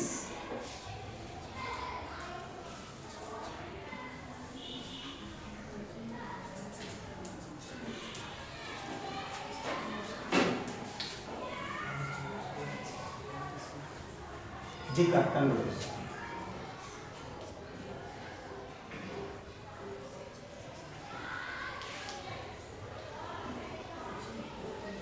so ఇక్కడ మనకు ఇక్కడ బ్లాంక్ ఇస్తారు, అలాగే ఇక్కడ బ్లాంక్ ఇస్తారు. టెక్స్ట్ బుక్లో పేజ్ నెంబర్ 127లో డైరెక్ట్గా ఒక పారాగ్రాఫ్ ఉంది. ఆ పారాగ్రాఫ్లో ఇదే ఫస్ట్ సెంటెన్స్గా ఉంటుంది. మీరు ఒకసారి గమనించండి. చూస్తే ఇక్కడ చూడండి, హ్యాడ్ టేకన్ అండ్ రోజ్ అనే 2 పదాలని అండర్లైన్ చేసి ఉంటారు. ఎగ్జామినేషన్ పాయింట్ ఆఫ్ వ్యూలో మనకి ఈ క్వశ్చన్ నెంబర్ 20 కింద ఏమి ఇస్తారంటే ఇక్కడ బ్లాంక్ ఇస్తారు. ఈ బ్లాంక్లో కరెక్ట్ వర్బ్ ఫామ్స్ని ఫిలప్ చేయండి అని అడుగుతారు. ఇక్కడ మనం గమనించాల్సిన విషయం ఏంటంటే గతంలో జరిగిన 2 యాక్షన్స్లో ఇన్ ద పాస్ట్ 2 యాక్షన్స్ జరిగితే అందులో మొదట జరిగిన యాక్షన్ని పాస్ట్ పర్ఫెక్ట్ టెన్స్లో రాసి ఆ తర్వాత జరిగిన యాక్షన్ని సింపుల్ పాస్ట్ టెన్స్లో రాయాలి. ఇది గుర్తుపెట్టుకోండి. It's very very simple. 2 యాక్షన్లు జరిగినప్పుడు మొదట జరిగిన యాక్షన్ని పాస్ట్ పర్ఫెక్ట్ టెన్స్లో రాసి తర్వాత జరిగిన యాక్షన్ని సింపుల్ పాస్ట్ టెన్స్లో రాయాలి. సరే, ఇందులో మొదట ఏం జరిగింది, ఎర్లియర్ యాక్షన్ ఏది లేదా లేటర్ యాక్షన్ ఏది అనేది మీరు గమనించడానికి ఏదైనా ఇబ్బంది పడుతున్నట్లయితే ఎవరైనా మీరు ఒకసారి గమనించండి. ఇక్కడ యాజ్ అనే ఒక ఇండికేటర్ని మనం ఇక్కడ చూడవచ్చు. సిన్స్ కానీ, యాజ్ కానీ, బికాస్ కానీ, వెన్ కానీ ఇలాంటి పదాలు ఏమైనా కనిపించినట్లయితే, ఈవెన్ ఆఫ్టర్ అనే పదం కూడా కనిపించినట్లయితే, ఈ సిన్స్ యాజు ఉండేటటువంటి ఈ క్లాజ్లో ఎప్పుడు కూడా వెర్బ్ అనేది పాస్ట్ పర్ఫెక్ట్ టెన్స్గా ఉంటుంది. హ్యాడ్ ప్లస్ థర్డ్ వర్బ్ అనేది ఉంటుంది. ఆ తర్వాత సెంటెన్స్లో ఆటోమేటిక్గా మనం సెకండ్ వర్బ్ని రాసుకోవాల్సి ఉంటుంది. Right? It's very very simple. First చూడడమే ఈ రెండు యాక్షన్లలో ఏది ముందు జరిగింది చూడండి. As all the actors had taken their positions, all the actors position తీసుకున్నాకే కర్టన్ రైజ్ అయింది అన్నది ఇక్కడ మీనింగ్. కాబట్టి ముందు జరిగింది యాక్టర్స్ అంతా పొజిషన్ తీసుకోవడం, ఆ తర్వాత కర్టన్ క్లోజ్ అయింది. కాబట్టి దీన్ని మనం గమనించినట్లయితే అక్కడ జరుగుతున్న రెండు యాక్షన్స్లో ముందు జరిగిన యాక్షన్ని పాస్ట్ పర్ఫెక్ట్ టెన్స్లో రాసి తర్వాత జరిగిన యాక్షన్ని సింపుల్ పాస్ట్లో రాయాలి అనేది ఇట్స్ వెరీ వెరీ సింపుల్. ఖచ్చితంగా మీకు ఈ పేజీలో నుంచే రేపు పబ్లిక్ ఎగ్జామ్స్లో క్వశ్చన్ రావడానికైతే 100% ఛాన్సెస్ ఉన్నాయి. కాబట్టి మిస్ అవ్వకుండా మీరు మరొకసారి టీచర్స్ చేత ఆ పేజీలలో ఉన్నటువంటి క్వశ్చన్స్ని ఇంకొకసారి చెప్పించుకుంటే బెటర్గా ఉంటుంది. తర్వాత మళ్ళీ మనం క్వశ్చన్ నెంబర్ 21కి వెళ్తే ఏంటి క్వశ్చన్ నెంబర్ 21? అడ్వైస్ ఇవ్వడం కదా. అడ్వైస్ అనగానే మనకు గుర్తు రావాల్సిన పదం ఏంటి? అడ్వైస్ అనగానే యూ షుడ్. సో ఇది ఆల్రెడీ అందరికీ తెలుసు, యూ షుడ్ అనేది. సో అడ్వైస్ అనగానే యూ షుడ్ అనే పదంతో మొదలు పెట్టండి. చాలా ఉండొచ్చు, కానీ మీరు మాత్రం యూ షుడ్ అనేది మాత్రమే ప్రాక్టీస్ చేయండి. ఓకేనా? సో ఈ క్వశ్చన్ ఎలా ఇస్తారు అని అంటే, ఈ మధ్యకాలంలో your brother is watching late night movies, so advise him not to do so, ఇలా చేయొద్దని చెప్పండి. So your brother is riding bike without helmet, advise him to wear a bike, to wear a helmet అనేసి మనం సలహా ఇవ్వమని అడుగుతారు.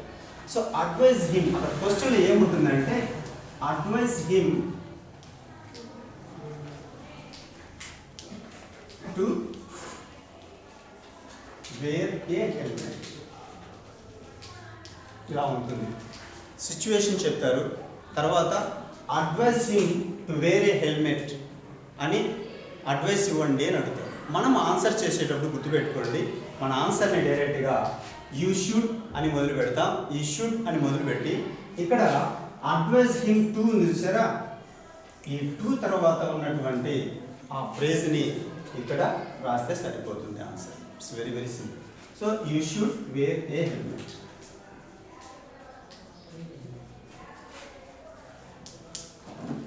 ఏ వాక్యం తీసుకున్నా ఇలాగే ఉంటుంది. అడ్వైస్ హిమ్ టు అని ఉంటుంది. ఏం అడ్వైస్ చేయమని చెప్పారో ఆ అడ్వైస్ హిమ్ టు తర్వాత ఏదైతే ఉంటుందో మీరు దాన్ని కంటిన్యూగా రాసేస్తే దానికి ఆన్సర్ అనేది వచ్చేస్తుంది. తర్వాత నెక్స్ట్ క్వశ్చన్ చూడండి, క్వశ్చన్ నెంబర్ 22. ఏంటి question number 22? Polite request. So polite request అనగానే మనకు గుర్తు రావాల్సిన పాయింట్ ఏంటి? Could you please. సో ఇందులో చాలా ఉన్నాయి, అయినా కూడా మనం కుడ్ యూ ప్లీజ్ అనే దాన్నే తీసుకోవచ్చు.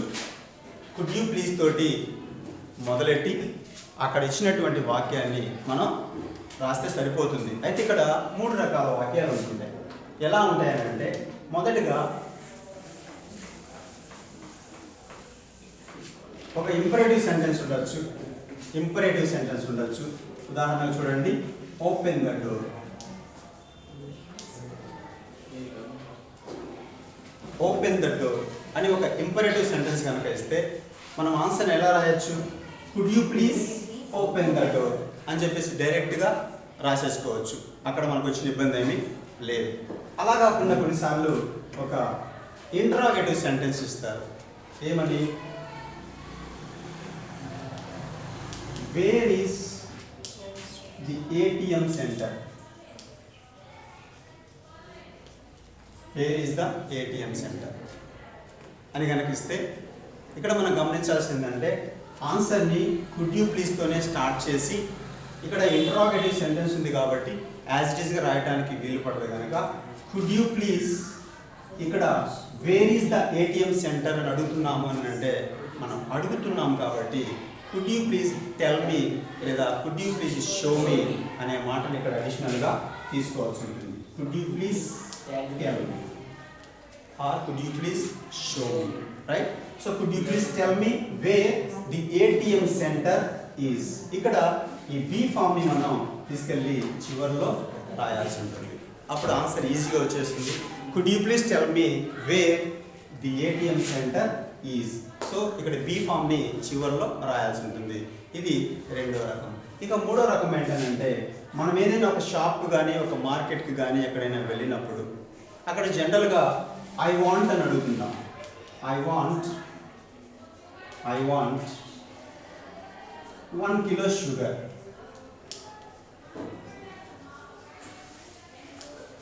ఐ వాంట్ 1 kilo షుగర్ ఇలా అడిగినప్పుడు సేమ్ పొలైట్ రిక్వెస్ట్ చేయాల్సి వస్తే కుడ్ యూ ప్లీజ్ అని రాస్తూ ఇక్కడ ఈ ఐ వాంట్ అనే ఈ ఫ్రేజ్ని తీసేసి ఇక్కడ గివ్ మీ అని మనం రాసుకోవాలి. ఐ వాంట్ అనే పదాన్ని తీసేసి గివ్ మీ అని రాసుకుంటే సరిపోతుంది. అప్పుడు ఆన్సర్ ఏమొచ్చుకోండి, could you please give me 1 kilo sugar అని చెప్పి రాస్తే సరిపోతుంది. రైట్. సో ఇది వెరీ సింపుల్. అడ్వైస్ అనగానే యూ షుడ్ అని గుర్తుకు రావాలి. పొలైట్ రిక్వెస్ట్ అనగానే కుడ్ యూ ప్లీజ్ అనేది మనకు గుర్తుకు రావాలి. రైట్. సో ఇక నెక్స్ట్ క్వశ్చన్ ఏంటి చెప్పండి. Question number 23. రైట్ ఎక్స్ప్రెషన్స్ని గుర్తించండి అంటారు. దీన్ని ఒకసారిగా మీరు టెక్స్ట్ బుక్లో పేజ్ నెంబర్ 138 పేజ్ నెంబర్ 138 చూడండి. ఏమున్నాయి అక్కడ 138లో ఉన్నాయా? మోడల్ యాక్సిలరీస్ గురించి ఉంటుంది. Modal auxiliary verbs and their functions అని ఉంటుంది. అక్కడ can, will, shall, should, could ఇవన్నీ కూడాను ఎలా ఉపయోగిస్తారు, వాటి ఫంక్షన్స్ ఏంటి అనేది టెక్స్ట్ బుక్లో ఉంటుంది.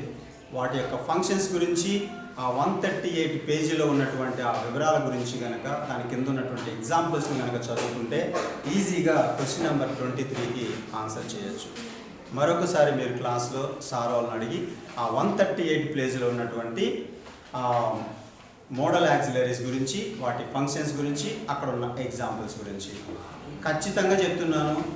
ఆ పేజీలో నుంచి మాత్రమే రేపు మనం 23వ ప్రశ్న కింద క్వశ్చన్ పేపర్లో చూడబోతున్నాం. అందులో డౌటే లేదు. కాబట్టి మరొకసారి చదువుకుంటే చాలు. రైట్. సో దీంతో క్వశ్చన్ నెంబర్ 16 నుంచి 23 వరకు ఉన్నటువంటి 8 క్వశ్చన్స్కి ఈ విధంగా ఈజీ టిప్స్ తోటి మనం ఆన్సర్ చేయొచ్చు. భయపడాల్సిన అవసరం ఏమీ లేదు. ఇప్పుడు మనం చెప్పుకున్న ఈ 16 నుంచి 23 ప్రశ్నలకు కూడా అన్నింటికీ ఆన్సర్లు క్వశ్చన్ పేపర్లోనే ఉన్నాయి. మనం ఎక్కడ బయట నుంచి ఏం తీసుకురాలి. అన్ని క్వశ్చన్ పేపర్లోనే ఉన్నాయి. వాటిని మాత్రమే అలా అలా చేంజ్ చేసుకుంటూ లేదా కంబైన్ చేసుకుంటూ చేస్తూ వచ్చాం. మీరు గమనించండి, 16 మార్కులు ఇక్కడ బిట్ పేపర్ నుంచి అంటే మనం గ్రామర్ నుంచి ఈజీగా తెచ్చుకోవచ్చు అన్న విషయాన్ని మాత్రం గమనించాల్సిన అవసరం ఉంది. రైట్. నెక్స్ట్ మనం వొకాబులరీలోకి వెళ్దాం. వొకాబులరీలోకి వెళ్తే వొకాబులరీలో క్వశ్చన్ నెంబర్ 24 నుంచి 32 వరకు మొత్తం 9 క్వశ్చన్స్ ఉంటాయి. ఈ 9 క్వశ్చన్స్కి 24 మార్క్స్ ఉంటాయి. ఇది గమనించండి. 9 క్వశ్చన్స్కి 24 మార్క్స్. అన్నీ చాలా చాలా ఈజీ. ప్రతి ఒక్కటి క్వశ్చన్ పేపర్లోనే ఉంటాయి ఆన్సర్స్ అన్నీ. మీరు ఒకసారి క్వశ్చన్ నెంబర్ 24 కనుక తీసుకున్నట్లయితే ఏంటి question number 24? Synonyms. So question number 24 అనగానే మనం సినానిమ్స్ని చూస్తాం. ఏంటి మా సినానిమ్స్? సినానిమ్స్ అనగానే మనకు ఒక పారాగ్రాఫ్ ఇస్తారు. అవన్నీ కూడా మీరు గుర్తుపెట్టుకోండి. సినానిమ్స్ నాట్ ఓన్లీ సినానిమ్స్, ఇక్కడ వొకాబులరీ పార్ట్ నుంచి కంప్లీట్గా రీడింగ్ ఏలో నుంచి మాత్రమే ఇస్తారు. వొకాబులరీ పార్ట్ కోసం ఓన్లీ రీడింగ్ ఏ మాత్రమే. రీడింగ్ బి, రీడింగ్ సి చదవాల్సిన అవసరమే లేదు. రీడింగ్ ఏలోని పారాగ్రాఫ్ని కనుక మనం చక్కగా చదువుకున్నట్లయితే సినానిమ్స్ కానీ యాంటనిమ్స్ కానీ ఇంకా ప్రతి ఒక్కటి రీడింగ్ ఏ నుంచి మాత్రమే వస్తాయి. చూడండి, సినానిమ్స్ పార్ట్ ఎలా ఉంటుంది చెప్పండి. ఒక పారాగ్రాఫ్ ఇచ్చారు. ఆ పారాగ్రాఫ్ పైన ఒక బాక్స్ ఐటంలో కొన్ని వర్డ్స్ ఇస్తారు. ఇచ్చిన పారాగ్రాఫ్లో అక్కడక్కడ కొన్ని మాటల్ని ఏ, బి, సి, డి అనేసి అండర్లైన్ చేసి ఉంటారు. ఈ అండర్లైన్ చేసినటువంటి మాటలకి పైన బాక్స్లో ఉన్నటువంటి మాటలు సినానిమ్స్గా ఉంటాయి, సమానార్థాలుగా ఉంటాయి. వాటిని మ్యాచ్ చేస్తూ క్వశ్చన్ నెంబర్ 24 అని చెప్పి ABCDలుగా వాటి ఆన్సర్స్ని డైరెక్ట్గా రాసేస్తే సరిపోతుంది. It's very very simple. అన్నీ కూడా అక్కడే ఉంటాయి. మీరు రీడింగ్ కాంప్రిహెన్షన్ కోసం చదివేటప్పుడే అక్కడక్కడ మనకి ఎక్కడైతే కఠిన పదాలు కనిపిస్తాయో వాటన్నింటినీ కూడా వాటి అర్థాలను, వాటి స్పెల్లింగ్స్ని, వాటి యొక్క దిఫ్తాంగ్స్ని, అలాగే సఫిక్సెస్ని వీటన్నిటి కూడా చదువుకుంటూ కనుకపోయినట్లయితే వొకాబులరీ పార్ట్లో మనం ఈజీగా ఆన్సర్ చేయడానికి అవకాశం ఉంటుంది. రైట్. సో ఇది క్వశ్చన్ నెంబర్ 24 సినానిమ్స్ మీద. గమనించండి, సినానిమ్స్కి ఎన్ని మార్కులు? 4 మార్కులు.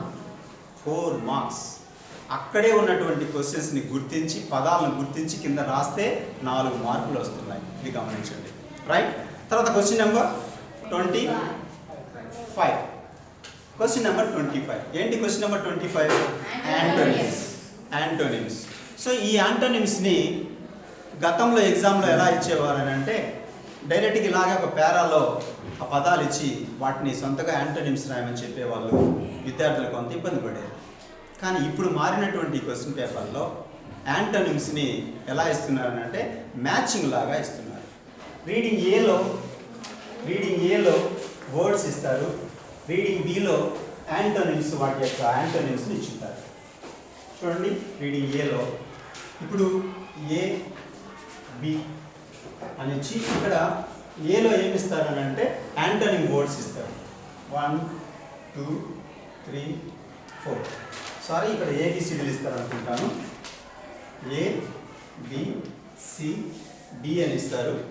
ఇక్కడ బిలో 1 2 3 4 5 6 అదనంగా 2 ఇస్తారు. యాంటోనిమ్స్ని అదనంగా 2 ఇచ్చింటారు. అంటే ఇక్కడ మనం మధ్యలో బ్రాకెట్ ఉంటుంది, దీనికి ఎదురుగా బ్రాకెట్ ఉంటుంది. ఈ బ్రాకెట్లో సూటబుల్ వర్డ్ని మనం తీసుకొచ్చి ఆ ఫిగర్స్ మాత్రమే ఇక్కడ వేయాల్సి ఉంటుంది. ఒకవేళ చూడండి 4 2 3 1 కనుక ఆన్సర్లు అయితే మనం ఈ నంబర్స్ మాత్రమే వేస్తే సరిపోతుంది. ఆ పదాలన్నీ మనం రాయాల్సిన అవసరం కూడా లేదు. ఇంకో విషయం గుర్తుపెట్టుకోండి, ఇక్కడ ఎన్ని మార్కులు దీనికి? 4 మార్కులు. సినానిమ్స్కి 4 మార్కులు, అలాగే వీటికి కూడాను 4 మార్కులు. రైట్. సో ఇది కూడా చాలా సులభం. మీరు తొందరపడి ఈ ఫిగర్స్ని ముందే వేసేసుకొని ఆ తర్వాత మళ్ళీ మీరు సెకండ్ థాట్స్కి వెళ్ళిన తర్వాత గమనించి బాగా చదివిన తర్వాత లేకపోతే పక్కన వాళ్ళ దగ్గర చూసిన తర్వాత అయినా ఇది కరెక్ట్ కాదేమో అనిపించి వీటిని ఇలా కొట్టేసి వీటిని పక్కన వేరే నంబర్స్ రాయటము అనేది కనుక జరిగితే పరీక్ష పేపర్లు దిద్దే వాళ్ళు వీటికి మార్కులు ఇవ్వకపోవచ్చు. దీన్ని గమనించండి. ఈ తప్పు మాత్రం చేయబాకండి. వెయిట్ చేసైనా సరే, నిదానంగానైనా సరే ఫైనల్ ఆన్సర్ డిసైడ్ అయిన తర్వాతనే మీరు వీటికి ఆన్సర్ షీట్లో ఆన్సర్స్ రాయండి.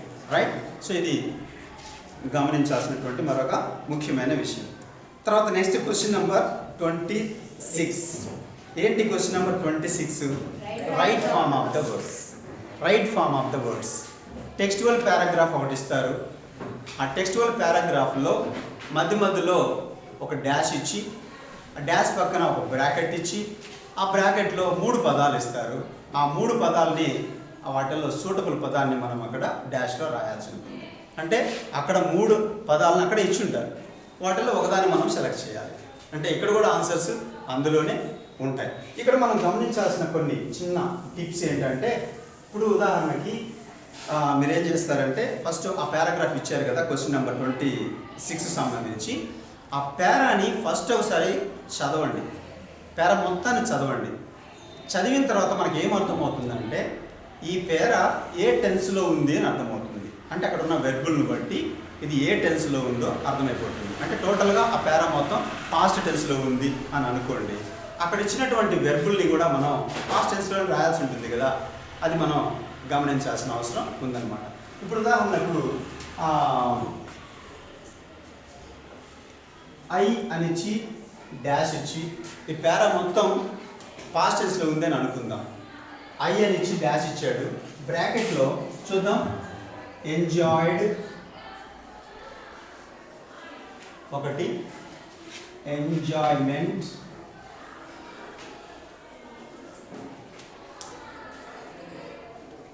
ఎంజాయింగ్ అన్నాను అనుకోండి. ఇలా 3 ఇచ్చారనుకోండి. ఈ మూడింటిలో మనం ఒక ఆన్సర్ని యాడ్ చేయాలి కదా. ఎలా? ఇక్కడ జనరల్గానే ఏ వాక్యంలోనైనా ముందు సబ్జెక్ట్ ఉంటే సబ్జెక్ట్ తర్వాత ఏమొస్తుంది? వర్బే కదా ఉంటుంది. సబ్జెక్ట్ తర్వాత వర్బ్ కదా ఉండాలి. సో ఇక్కడ చూస్తే ఎంజాయ్డ్ అనేది వెర్బ్, ఎంజాయ్మెంట్ అనేది నౌన్ అండ్ ఎంజాయింగ్ అనేది అఫ్కోర్స్ వర్బ్ అయినప్పటికీ కూడా ఐఎన్జి ఫామ్లో ఉంది, అది ప్రజెంట్ పార్టిసిపుల్గా ఉంది. సో ఆ ప్రజెంట్ పార్టిసిపుల్ కూడా వర్బ్ అయ్యి మనం ఇక్కడ రాయాల్సి వస్తే దానికి ముందు ఏ యామో ఈజో వారో వజో బీ ఫామ్ ఉంటే తప్ప అది దాన్ని వర్బ్ అని మనం అనలేము, రైట్? అది నాన్ ఫైనైట్ వర్బ్ అవుతుంది తర్వాత సంగతి. ఇక్కడ మనం ఆన్సర్ ఆటోమేటిక్గా ఏం పెట్టచ్చు? ఐ ఎంజాయ్మెంట్ అనలేం కదా, ఐ ఎంజాయింగ్ అని కూడా అనలేం కదా, ఐ వాజ్ ఎంజాయింగ్ అనో ఏదో అనాలి అంతే కదా. డైరెక్ట్గా ఐ ఎంజాయింగ్ అనేది అనం కదా, మరి ఏమనొచ్చు ఇక్కడ? ఐ ఎంజాయ్ అనేసి డైరెక్ట్గా దీన్ని ఆన్సర్గా పెట్టుకోవచ్చు. ఇలాంటి చిన్న చిన్న టిప్స్ని మనం గమనించడం వల్ల ఈజీగా ఆన్సర్ చేయొచ్చు. ఇంకోటి చూడండి, ఇక్కడ 2 ఉందనుకోండి, 2 తర్వాత డాష్ ఇచ్చారు. 2 తర్వాత డాష్ అంటే ఏం చేయాలి? 2 తర్వాత ఎప్పుడు కూడా టు ఇన్ఫినిటివ్లో బేస్ వర్బ్ మాత్రమే వస్తుంది, బేస్ వర్బ్ మాత్రమే వస్తుంది. ఇప్పుడు ఉదాహరణకు 2 పక్కన ఇక్కడ అనుకుందాం, మేక్ అని, మేక్స్, మేక్, మేకింగ్ అని ఉన్నాయనుకోండి. చూడండి ఇక్కడ 2 తర్వాత ఏం రావాలి? బేస్ వర్బే రావాలి. ఏంటా base verb? Make. So make అనేది ఇక్కడ ఆటోమేటిక్గా ఆన్సర్ అవుతుంది, రైట్? ఇలాంటి చిన్న చిన్న టిప్స్ ఉన్నాయి. మీరు టెక్స్ట్ బుక్లో కాంప్రహెన్షన్ కోసం పారాగ్రాఫ్స్ను చదువుకునేటప్పుడే క్వశ్చన్ పేపర్లో ఇలాంటివి కూడా మీకు మోడల్స్ ఉన్నాయి, వాటిని కూడా అక్కడక్కడ గుర్తుపెట్టుకుంటూ చదువుకుంటూ పోవటం వల్ల ఈ క్వశ్చన్ నెంబర్ 26ని ఈజీగా ఆన్సర్ చేయొచ్చు. చిన్న చిన్న టెక్నిక్స్ ఉపయోగిస్తూ ఆన్సర్ చేస్తే చాలా ఈజీగా వీటికి మనం ఫుల్ స్కోర్ని తెచ్చుకోవచ్చు. మరొక విషయం, వీటికి కూడా ఎన్ని మార్కులు? 4. అంటే 24, 25, 26 ఈ 3 ప్రశ్నలకి 4 మార్కులు వస్తాయి. అంటే వీటి మీద కొంచెం ఎక్కువ శ్రద్ధ పెట్టాలి కదా. 3 ప్రశ్నలకు 12 మార్కులు వస్తున్నాయనంటే శ్రద్ధ పెట్టాలి కదా. కాబట్టి దీని మీద కొంచెం ఫోకస్ పెట్టండి. They are very very very simple, చాలా ఈజీగా కూడా ఉంటాయి. కాబట్టి దీన్ని 26 క్వశ్చన్ మనం ఈజీగా ఆన్సర్ చేసుకోవచ్చు, రైట్? తర్వాత నెక్స్ట్ క్వశ్చన్ నెంబర్ 27కి వెళ్దాం. క్వశ్చన్ నెంబర్ 27 అనగానే vowel clusters AI, EI, OU అనే పదాలను పైన ఇచ్చుండి వాటిని మ్యాచ్ చేయండి, కరెక్ట్గా ఇన్సర్ట్ చేయమని అడుగుతారు. ఇది కూడా చాలా సులభమైన పదమే, మనం ఆల్రెడీ వర్డ్స్ చదువుకుంటూ ఉంటాం, వీటికి ఆన్సర్ చేయొచ్చు. వీటి కోసం ఒక చిన్న మాట చెప్తాను. జనరల్గా వీటిల్లో చూడండి ఈఐ, ఐఈ అనే ఈ రెండింటి మీద ఎక్కువగా కన్ఫ్యూజ్ అవుతుంటాం మనం, ఈఐయా ఐఈయా అనే కాదు. కాబట్టి వీటికి ఈజీ ఆన్సర్ ఏంటంటే ఎప్పుడైనా చూడండి, గమనించనుకో ఇక్కడ ఈఐ అండ్ ఐఈ అనే వీటికి ఒక చిన్న టిప్ ఏంటంటే, ఉదాహరణకు ఆర్ఈసి డాష్ డాష్ బిఈ కింద ఆర్ఈఎల్ డాష్ డాష్ బిఈ అని ఉన్నాయి కదా. వీటిలో ఎప్పుడు కూడా సి తర్వాత ఎప్పుడు కూడా ఈఐ అనే వస్తుంది. ఇది గమనించండి, సి తర్వాత ఎప్పుడు కూడా ఈఐఏ ఉంటుంది, మిగతా వేటి తర్వాత అయినా కూడా ఐఈ. దీన్ని గమనిస్తే మనం ఖచ్చితంగా వోవెల్ క్లస్టర్స్లో ఈ పాయింట్ మీద ఒక బిట్ కంపల్సరీగా ఉంటుంది కనుక దీన్ని గమనించాలి. అలాగే వీటిల్లో కొన్ని ఎగ్జాంపుల్స్ కూడా ఉన్నాయి, మనం అవి కూడా గమనించాలి. ఉదాహరణకు లీజర్ అనే పదం ఉందనుకోండి, లీజర్లో మళ్ళీ ఈఐ వస్తుంది, గమనించండి.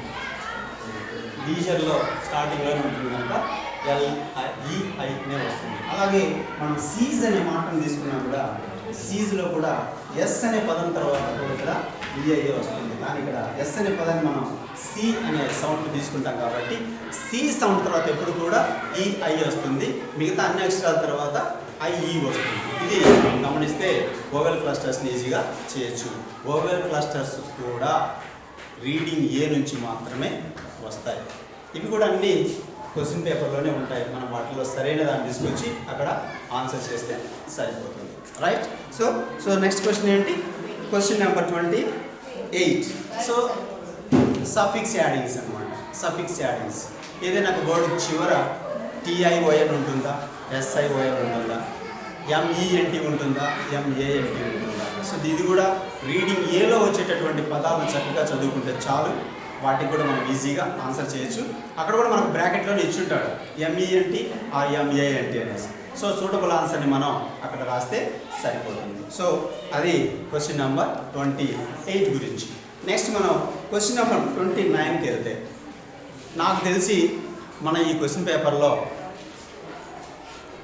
పేపర్లో లేకుండా మనం ఆన్సర్ చేయాల్సినటువంటి ఏకైక ప్రశ్న ఏదన్నా ఉంది అని అంటే అది ఒక 29వ ప్రశ్న మాత్రమే. ఏంటది? Wrong spelling. Already A, B కింద ఏలో 4 మాటలు ఇస్తారు, 4 వర్డ్స్ ఇచ్చి ఉంటారు. వాటిల్లో ఒక్క మాట మాత్రమే స్పెల్లింగ్ తప్పు ఉంటుంది. ఆ స్పెల్లింగ్ తప్పు ఉన్న దాన్ని మనం గుర్తించి దానికి కరెక్ట్ స్పెల్లింగ్ని రాయాలి. అంటే స్పెల్లింగ్ నేర్చుకొని రాయగలిగితే చాలు. ఇక్కడ కూడా 2 మార్కులు వస్తాయి. ఇన్ కేస్ నేను అనుకోవటం, కనీసం మీరు ఏదైతే తప్పు పోయిందో ఆ రాంగ్ స్పెల్ట్ని గుర్తించినా కూడా కరెక్ట్ స్పెల్లింగ్ రాయలేకపోయినా కనీసం మీకు 1 మార్క్ ఇస్తారని నేనైతే అనుకుంటున్నాను. కాబట్టి ఇక్కడ కూడా 1 మార్క్ మనం సంపాదించుకోవాలని అవుతాం, ఎప్పుడు రాంగ్ స్పెల్ట్ మనం కరెక్ట్గా గుర్తించగలిగితే. అది 29. ఇది కూడాను కేవలం రీడింగ్ ఏలలో నుంచి మాత్రమే ఇస్తారు, BC రీడింగ్స్ రావాల్సిన అవసరం ఏమీ లేదు. Right. So question number 23 it's very very important. ఇది డిక్షనరీని మనకు ఇంట్రొడ్యూస్ చేశారు మన గౌరవ ముఖ్యమంత్రి గారు. మన కోసమే ఆక్స్ఫర్డ్ డిక్షనరీని తెలుగులో కూడా ప్రింట్ చేయించినటువంటి వ్యక్తిగా మనం ఆయన కొనియాడాల్సిన అవసరం ఉంది. కాబట్టి ఈ డిక్షనరీ యూసేజ్ ఎంత మాత్రం పిల్లలకు తెలుసు అన్న కాన్సెప్ట్ మీద మనకు ఇక్కడ క్వశ్చన్ అడుగుతున్నారు కనుక ఇక్కడ ఏముంటుందని అంటే, ఒక వర్డ్ దాని యొక్క డీటెయిల్స్ అన్నీ కూడా డిక్షనరీలో ఇచ్చి ఉంటారు. ఏమేమి ఉంటాయంటే డిక్షనరీలో మీరు గమనించండి. వర్డ్ ఉంటుంది, ఆ వర్డ్ని సిలబల్స్గా కూడా డివైడ్ చేసి ఉంటారు. సిలబల్ అంటే మధ్యలో హైఫన్స్ ఇచ్చి ఎన్ని మాటలు ఉంటాయో అన్ని మాటలలాగా వాటిని డివైడ్ చేసి ఉంటారు. ఆ పక్కనే ఒక ఆఫ్లిక్ లాగా పెట్టి, ఇలా ఒక ఆఫ్లిక్ లాగా పెట్టేసి ఫొనెటిక్ ట్రాన్స్క్రిప్షన్ రాసి ఉంటారు, అంటే ప్రొనౌన్సియేషన్. ఈ వర్డ్ని మనం ఇలా ప్రొనౌన్స్ చేయాలి అని చెప్పడం కోసమని ఫొనెటిక్ ట్రాన్స్క్రిప్షన్ ఉంటుంది. దాని పక్కనే దాని యొక్క పార్ట్స్ ఆఫ్ స్పీచ్ ఉంటారు. పార్ట్స్ ఆఫ్ స్పీచ్ ఎలా ఉంటుంది? పార్ట్స్ ఆఫ్ స్పీచ్ అంటే గమనించండి, ఒకవేళ నౌన్ అయితే N అని ఇచ్చుంటారు, ఈ Nతో పాటు పక్కన C అని ఇచ్చుంటారు. C అంటే కౌంటబుల్ నౌన్ అని. అలాగే U అని కూడా ఇచ్చుంటారు, ఇది అన్కౌంటబుల్ నౌన్ అని గుర్తించాలి. వెర్బ్ కాడికి వస్తే VT అని, VI అని ఉంటుంది అక్కడ. VT అంటే వెర్బ్ ట్రాన్సిటివ్ అని, VI అంటే వెర్బ్ ఇంట్రాన్సిటివ్ అని అర్థం. మనకు తెలుసు కదా ట్రాన్సిటివ్ ఇంట్రాన్సిటివ్ అంటే ఏంటో. ఏ వెర్బ్కి అయితే ఆబ్జెక్ట్ ఉంటుందో ఆ వెర్బ్ని ట్రాన్సిటివ్ వెర్బ్ అంటాము, ఆబ్జెక్ట్ లేనటువంటి వెర్బ్ని ఇంట్రాన్సిటివ్ వెర్బ్ అంటామని మనకు తెలుసు. అలాగే అన్నీ ఇప్పుడు ప్రొనౌన్స్ అయితే PRO అని, యాడ్జెక్టివ్ అయితే ADJ అని, యాడ్వర్బ్ అయితే ADV అని, ప్రిపోజిషన్ అయితే PRE అని, ప్రిపోజిషన్స్ అని, ఫ్రేజల్ వర్బ్ అయితే PHR అని చెప్పేసి, ఈడియమ్స్ అయితే EDM అనేసి, అలాగే సినానిమ్స్ అయితే SYN అని, యాంటోనిమ్స్ అయితే ANT అని. ఇవన్నీ కూడా క్వశ్చన్ పేపర్లోనే కనిపిస్తాయి. ఆ వాక్యంలో మొత్తం ఒక చిన్న పేరా లాగా ఇచ్చుంటారు మనకు. అంటే డిక్షనరీలోనే డైరెక్ట్గా ప్రింట్ చేసి ఉంటారు. దాని కింద రెండు ప్రశ్నలు అడుగుతారు మనల్ని. ఏంటి ఆ మొదటి ప్రశ్న ఏముంటుందంటే, దాదాపుగా ఏమడుగుతున్నారంటే మధ్యకాలం మనకి ఇచ్చిన మోడల్స్ అన్నింటిలో కూడా what is the parts of speech of the given word. అక్కడ ఇచ్చిన వర్డ్ యొక్క పార్ట్స్ ఆఫ్ స్పీచ్ ఏంటి అని అడుగుతారు. సో అక్కడ పార్ట్స్ ఆఫ్ స్పీచ్ డైరెక్ట్గా అక్కడే ఉంటుంది కాబట్టి మనం ఆ పార్ట్స్ ఆఫ్ స్పీచ్ని ఈజీగా ఆన్సర్ చేయొచ్చు. తర్వాత నెక్స్ట్ క్వశ్చన్ ఏం అడుగుతారు, ఆ వర్డ్కి సంబంధించిన ఒక సినానిమ్ రాయండి, లేదా ఒక యాంటోనిమ్ రాయండి, లేకపోతే ఇడియం రాయండి, లేకపోతే మీనింగ్ రాయండి అని ఇచ్చుంటారు. అన్నీ కూడా అందులోనే ఉంటాయి కనుక ఆ ఆన్సర్ని మనం చక్కగా రాసుకుంటే అక్కడ 2 మార్కులు అనేటివి మనకు వచ్చేస్తాయి. సో అది కూడా it's very very simple. Question number 30. Next question number 31 ఉంది చూడండి. ఇది arrange the following words under correct headings అంటారు. దీన్ని టెక్స్ట్ బుక్లో నుంచి మాత్రమే ఇస్తారు. టెక్స్ట్ బుక్లో నుంచి మాత్రమే. మీరు ఒకసారి పేజ్ నెంబర్స్ 8, 10, 8, 9, 10 పేజ్ నెంబర్స్ ఒకసారి తీయండి. 8, 9, 10 కనుక చూస్తే అక్కడ మనకు positive qualities and negative qualities అని చెప్పి ఏ లిస్ట్ ఆఫ్ వర్డ్స్ ఉంటాయి. రేపు ఎగ్జామ్లో ఒక 8 వర్డ్స్ ఇచ్చి వాటిల్లో పాజిటివ్ క్వాలిటీస్ని ఒక పక్క, నెగిటివ్ క్వాలిటీస్ని ఒక పక్క డివైడ్ చేసి రాయండి అని అడిగే అవకాశం ఉంది. సో వాటిని మనం ఈజీగా గమనించవచ్చు. తర్వాత నెక్స్ట్ పేజ్ నెంబర్ 53, టెక్స్ట్ బుక్లో పేజ్ నెంబర్ 53 చూస్తే దాంట్లో సింగులర్ వర్డ్స్, ప్లూరల్ వర్డ్స్ అని చెప్పి ఇవ్వబడి ఉంటాయి. అండ్ లాటిన్ అండ్ గ్రీక్ వర్డ్స్గా కూడా ఉంటుంటాయి. వాటిని ఆ పేజీలోని మాత్రమే పబ్లిక్ పరీక్షలు అడగటానికి అవకాశం ఉంది కనుక పేజ్ నెంబర్ 53 కూడా ఒకసారి రెఫర్ చేసుకోండి. సింగులర్స్ అండ్ ప్లూరల్స్ అడగడానికి ఛాన్స్ ఉంది. అలాగే ద మోస్ట్ ఇంపార్టెంట్గా page number 87 and 88, page number 87 and 88 public exams అడగడానికి బాగా ఛాన్స్ ఉండేటటువంటి టాపిక్స్ అవి. ఏంటంటే ఇక్కడ మనకు డూప్లికేటివ్స్, అలిటరేటివ్స్ అండ్ రైమింగ్ వర్డ్స్ అని చెప్పేసి వర్డ్స్ ఉన్నాయి. వాటిల్లో ఏవైనా ఒక 2 రకాలైనటువంటి పదాలు మనకిచ్చి డివైడ్ చేయమనేసి అడగచ్చు. వాటికి 2 మార్కులు. ఖచ్చితంగా ఈ పేజీ నెంబర్స్ని ఒకసారి చదవండి. ఆ పేజీలలో నుంచి మాత్రమే పబ్లిక్ పరీక్షల్లో ఇస్తారు, వేరే పేజీల నుంచి ఇవ్వరు, ఐఎమ్ వెరీ షూర్. తర్వాత నెక్స్ట్ క్వశ్చన్ నెంబర్ 32 వద్దాం. క్వశ్చన్ నెంబర్ 32కి వస్తే 1 వర్డ్ సబ్స్టిట్యూట్స్. ఇవి కూడా నేను టెక్స్ట్ బుక్లో పేజ్ నెంబర్స్ చెప్తాను. పేజ్ నెంబర్ 28 అండ్ 30, 28 నుంచి 30 మధ్యలో ఒకసారి ఆ పేజ్ నెంబర్స్ చూస్తే ఒక టేబుల్ ఉంటుంది. ఆ టేబుల్లో ఫ్యాటలిస్ట్, సెంటెనేరియన్ లాంటి ఒక లిస్ట్ ఆఫ్ వర్డ్స్ ఉంటాయి. ఖచ్చితంగా ఆ పేజీలో నుంచి మాత్రమే వస్తాయి పబ్లిక్ ఎగ్జామ్స్. మీరు ఒకసారి దాన్ని గమనించండి. అలాగే పేజ్ నెంబర్ 121, పేజ్ నెంబర్ 121లో స్టాప్ ఓవర్, పబ్లిషర్స్ అని చెప్పి ఒక లిస్ట్ ఆఫ్ వర్డ్స్ ఉన్నాయి. అవి కూడా 1 వర్డ్ సబ్స్టిట్యూషన్సే. ఆ పేజ్ నుంచి రావడానికి కూడా ఛాన్స్ ఉంది. నెక్స్ట్ ఇంకొక పేజ్ నెంబర్ కూడా చెప్తాను. పేజ్ నెంబర్ 159, 159లో ఇక్కడ మనం యాంథ్రోపాలజిస్ట్ అని, డెర్మటాలజిస్ట్ అని, డెంటిస్ట్ అని, కార్డియాలజిస్ట్ అని ఇలాంటి సైంటిస్ట్కి సంబంధించిన నేమ్స్ అన్నీ ఒక లిస్ట్ ఉంది. ఆ లిస్ట్లో నుంచి మాత్రమే మీకు పబ్లిక్ ఎగ్జామ్స్లో రావడానికి ఛాన్స్ ఉంది. ఇది చాలా చాలా ఇంపార్టెంట్. కేవలం ఆ పేజీలు మాత్రమే రెఫర్ చేయండి, అక్కడికి సరిపోతుంది. సో దీంతో మనం వొకాబులరీ పార్ట్ కూడా కంప్లీట్ చేసుకున్నాం. ఓకేనా? క్వశ్చన్ నెంబర్ 24 నుంచి 32 వరకు ఉన్నటువంటి 9 క్వశ్చన్స్ నుంచి 24 మార్క్స్ అన్ని క్వశ్చన్ పేపర్లోనే ఉన్నాయి. ఏ ఒక్కటి కూడా బయట నుంచి తీసుకొచ్చేటివి ఏమీ లేవు. వాటిని గుర్తించటము, చక్కగా మనం ఆన్సర్ రాసుకోవటం, ఇదొకటే మనం చేయాల్సింది. రైట్? సో దీంతో సెక్షన్ బి కూడా కంప్లీటెడ్. సో లాస్ట్ సెక్షన్ సికి వస్తాను. Creative expressions. ఈ క్రియేటివ్ ఎక్స్ప్రెషన్స్ మనకు 3 ప్రశ్నలు ఇస్తారు. 33, 34, 35. 33వ ప్రశ్నలో 2 ప్రశ్నలు ఇస్తారు. వాటికి ఆప్షన్స్ ఉంటాయి. ఏదైనా మనం ఒకటే రాయాలి. ఒక్కొక్క దానికి 10 మార్కులు. గతంలో ఎప్పుడు 10 మార్కులు ఉండేవి కాదు. 5 మార్కులు అంటే హైయెస్ట్. అలాంటివి ఇప్పుడు 10 మార్కులు ఉన్నాయి. అంటే 10 మార్కుల ప్రశ్న అంటే మనం ఎంత చక్కగా రాయాలి, చాలా బాగా రాయాలి కదా. సో దాంట్లో ఆప్షన్స్ ఏంటంటే మొట్టమొదటిది కన్వర్జేషన్ ఇస్తారు. అంటే జనరల్గా మన టెక్స్ట్ బుక్లో ఉన్నటువంటి లెసన్స్లో నుంచే ఏవైనా 2 క్యారెక్టర్స్ మాట్లాడుకునేలాగా వాళ్ళిద్దరి మధ్య కన్వర్జేషన్ని అడుగుతుంటారు. ఆ కన్వర్జేషన్ని రాయొచ్చు ఒకటి. రెండోది డైరీ ఎంట్రీ, డైరీ రాయడం. సో ఈ రెండింటిలో జనరల్గా మీరు ఏది ప్రిఫర్ చేస్తారు చెప్పండి? డైరీ ప్రిఫర్ చేస్తారు. అఫ్కోర్స్ డైరీ ఈజ్ ఆల్సో బాగుంటుంది. డైరీ రాసేటప్పుడు మీరు గమనించాల్సిన ఒక ముఖ్యమైన విషయం, ఫర్ ఎగ్జాంపుల్ ఇలా పేజ్ ఉందనుకోండి, ఇది ఖచ్చితంగా పాటించండి. ఈ పేజీలో మీరు ఆల్రెడీ నీట్గా బార్డర్స్ పెట్టుకొని ఉంటారు. అలాగే ఇక్కడ మార్జిన్ కూడా రాసుకొని ఉంటారు. ఈ మార్జిన్ తర్వాత మీరు డైరీ రాస్తున్నప్పుడు ఈ డైరీని సపరేట్గా ఒక బాక్స్లోనే రాయాలి. డైరీ కోసమే ఒక బాక్స్ ఐటమ్గా ఫిగర్ వేసుకొని, బాక్స్ వేసుకొని ఈ బాక్స్లోనే మీరు డైరీని రాయాల్సి ఉంటుంది. డైరీ రాసేటప్పుడు తీసుకోవాల్సిన ప్రికాషన్స్ తెలుసు కదా. జనరల్గా రైట్ సైడ్ టాప్ కార్నర్లో ఇయర్ రాసుకోవచ్చు కొంచెం పెద్ద అక్షరాలతోటి, 2022 అని. ఆ తర్వాత లెఫ్ట్ సైడ్కి వస్తే ఫస్ట్ డేట్ రాస్తారు, ఆ తర్వాత డే రాస్తారు, ఫ్రైడేనా సాటర్డేనా అనేది.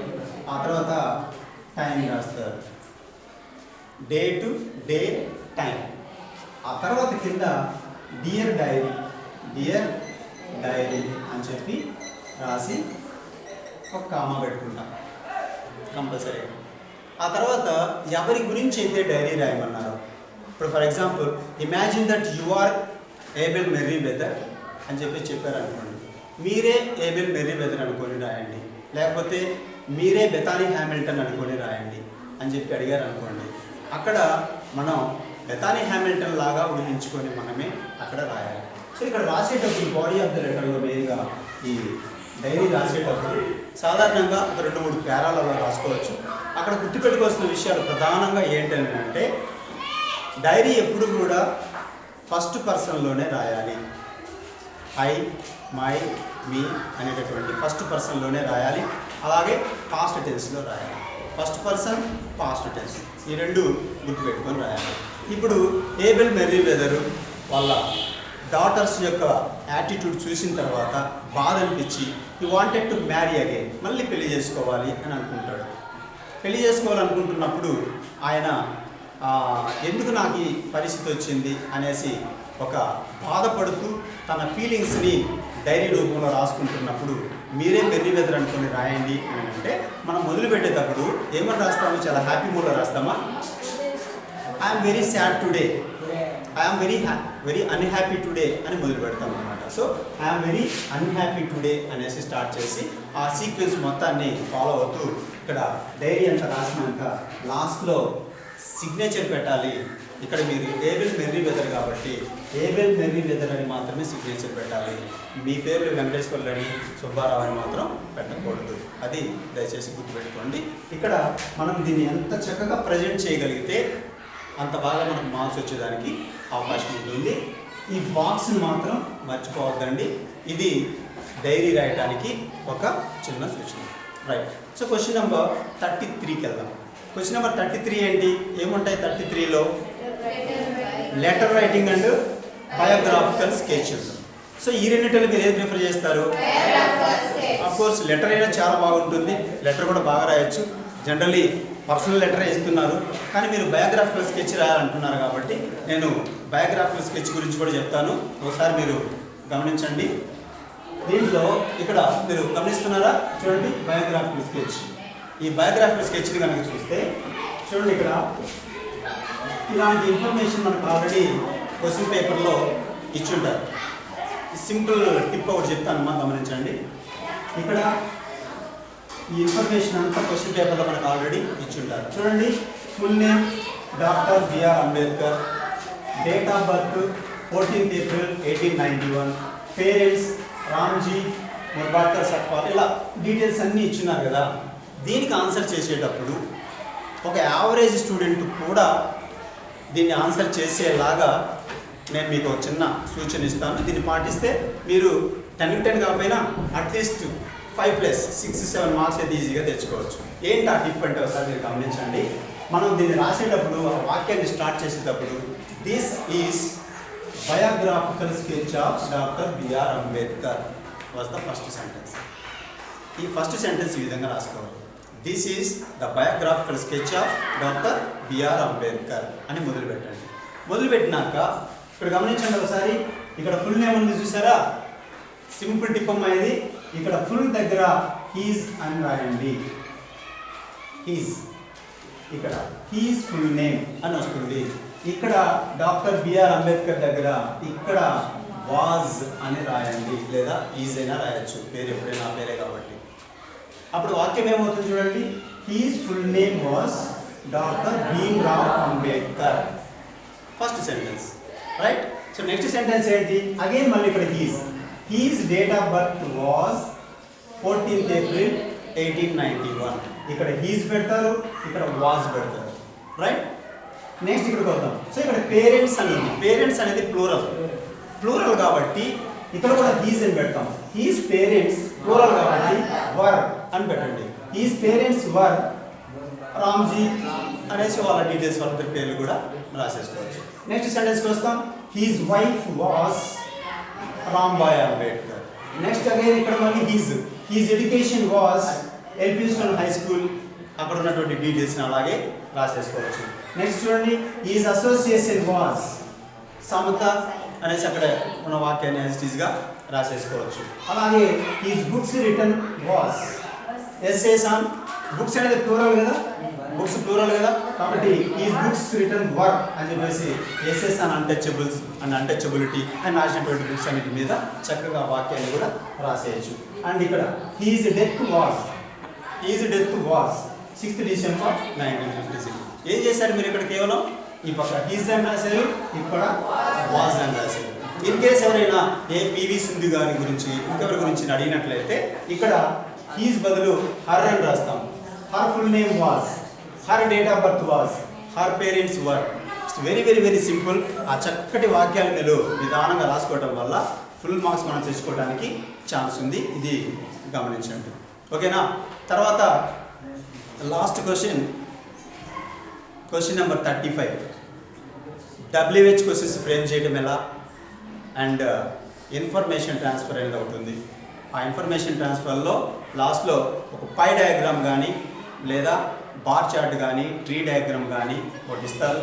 ఇచ్చి దాని మీద ఇన్ఫర్మేషన్ ట్రాన్స్ఫర్ చేయమని చేసి మనం ఒక పారాగ్రాఫ్ రాయమని చెప్పేసి అడుగుతారు. అలాగే WH క్వశ్చన్స్ ఫ్రేమ్ చేయమని కూడా అడుగుతారు. ఇక్కడ నా సలహా ఏంటంటే ఫుల్ స్కోర్ తెచ్చుకోవాలి అన్న స్టూడెంట్ WH క్వశ్చన్స్ కనుక ఆప్ట్ చేసుకుంటే చాలా ఈజీగా ఉంటుంది. ఎందుకంటే అక్కడ ఒక క్వశ్చన్ ఫ్రేమ్ చేస్తే నీకు ఫుల్ మార్క్స్ వచ్చేదానికి ఛాన్స్ ఉంటుంది. అదే ఇక్కడ ఇన్ఫర్మేషన్ ట్రాన్స్ఫర్లో మనం చేసేటప్పుడు పారాగ్రాఫ్ రాసేటప్పుడు అక్కడ కట్ ఆఫ్ మార్క్స్ ఉండే అవకాశం ఉంటుంది. మనం ఎంత చక్కగా రాసినా మహా అంటే 8, 7 లాంటి వేసి అక్కడ 2-3 క్వశ్చన్స్ మనకు కట్ అయ్యే అవకాశం కూడా ఉంటుంది. కాబట్టి వీటిని మీరు చక్కగా మీ మాస్టర్ని అడిగేసి WH క్వశ్చన్స్ అయితే ఎలా రాయొచ్చు, ఇన్ఫర్మేషన్ ట్రాన్స్ఫర్ అయితే ఎలా రాయొచ్చు అనే దాని మీద మీరు చక్కటి క్లారిఫికేషన్ తీసుకుంటారని ఆశిస్తున్నాను. ఎనీవే ఈ చిన్న ఈ ఇన్ఫర్మేషన్ నేను ఇచ్చినటువంటి ఈ టిప్స్ని మీరు పాటిస్తూ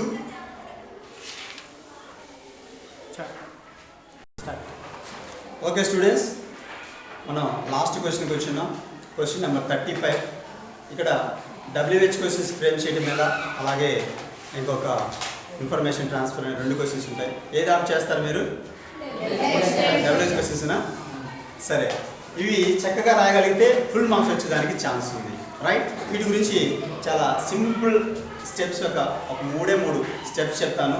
ఈ 3 స్టెప్స్ ఫాలో అయిపోతే WH క్వశ్చన్స్ని ఆన్సర్ చేయడం చాలా సులభం. ఒకసారి జాగ్రత్తగా వినండి. ఇక్కడ మనకి ఎగ్జామ్లో ఏమి ఇస్తారంటే ఒక పారాగ్రాఫ్ ఇచ్చి, ఈ పారాగ్రాఫ్ కూడా దాదాపుగా గుర్తుపెట్టుకోండి రీడింగ్ సీల నుంచి మాత్రమే ఇవి ఇస్తారని చెప్పేసి మనకు బ్లూ ప్రింట్లో ఇవ్వడం జరిగింది. ఇది గమనించండి. రీడింగ్ సి అనే లెసన్స్లో నుంచి ఒక పారాగ్రాఫ్ ఇచ్చి ఇక్కడ ఒక పార్ట్ను అండర్లైన్ చేసి ఉంటారు. ఇప్పుడు ఉదాహరణకి ఇక్కడ చూడండి, we heard the explosion early in the morning అనేసి అండర్లైన్ చేసి ఇక్కడ చివరిన 1 అనేసి ఇచ్చినారు. అలాగే we didn't worry because there had been explosions before from Chernobyl అనేసి నెంబర్ 2 అని ఇచ్చున్నారు. ఇలా అలాగే మొత్తం మీద 4, 5 ఇచ్చింటారు. అంటే ఈ 5 క్వశ్చన్స్ మనం ఫ్రేమ్ చేయాల్సిన అవసరం ఉంది. ఎలా ఫ్రేమ్ చేయాలి? చాలా సింపుల్ టిప్స్ చెప్తాను, జాగ్రత్తగా వినండి. మొట్టమొదటిగా ఇక్కడ ఇచ్చినటువంటి వాక్యంలో సబ్జెక్టుని వెర్బ్ని మనం గుర్తించాలి. ఇది మొదటి పాయింట్. సబ్జెక్టుని వెర్బ్ని గుర్తించాలి. చూడండి, ఫర్ ఎగ్జాంపుల్ ఇక్కడ వి అనేది సబ్జెక్టు, హర్డ్ అనేది వెర్బ్. సబ్జెక్టు వెర్బ్ అనే 2 మనకు దొరికాయి కదా, మొదటి పాయింట్.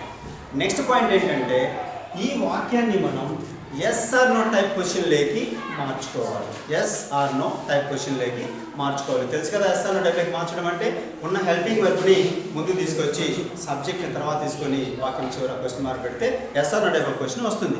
కానీ ఇక్కడ మనకు హెల్పింగ్ వర్బ్ అనేది లేదు. హర్డ్ అనే మాటలో హెల్పింగ్ వర్బ్ అనేది లేదు. ఇక్కడ హర్డ్ అనే మాటలో హెల్పింగ్ వర్బ్ లేదని అంటే హార్డ్ అనేది పాస్ట్ టెన్స్ కదా, పాస్ట్ టెన్స్లో ఏ హెల్పింగ్ వర్బ్ ఉంటుంది? డిడ్ అనేది ఉంటుంది కదా, డిడ్ హియర్ అని ఉంటుంది. అవునా? Did here. హార్డ్ అంటే డిడ్ హియర్ అని అర్థం. ఇప్పుడు ఈ వాక్యాన్ని మనం ఎస్ ఆర్ నో టైప్లోకి మారిస్తే ఏమవుద్దమ్మా? ఏమవుద్ది చెప్పండి. ఈ వాక్యాన్ని ఎస్ ఆర్ నో టైప్ క్వశ్చన్లోకి మారిస్తే ఏమవుతుంది? Did we hear. ఓకేనా? Did we hear the explosion అని వస్తుంది. ఇది 2వ పాయింట్. ఇక 3వ పాయింట్ ఏంటంటే ఇక్కడ అండర్లైన్ చేసినటువంటి ఫ్రేజ్ అనేది ఏంటి? ఏదో సంథింగ్ గురించి చెప్తున్నారా, లేకపోతే ఇక్కడ ఏదైనా టైం గురించి చెప్తున్నారా, లేకపోతే అది ప్లేస్కి సంబంధించిందా, వ్యక్తులకు సంబంధించిందా, సంథింగ్ సంబంధించిందా అనేది మనం ఒకసారి గమనించాలి. చూడండి, ఇక్కడ ఎర్లీ ఇన్ ద మార్నింగ్ అన్నారు. దేని గురించి తెలియజేస్తున్నట్టు? టైం గురించి తెలియజేస్తుంది. అవును కదా? టైం అంటే మనకున్నటువంటి WH క్వశ్చన్స్లో ఏ మాటను తీసుకోవచ్చు? వెన్ అనే పదాన్ని తీసుకోవచ్చు, అంతే కదా? వెన్.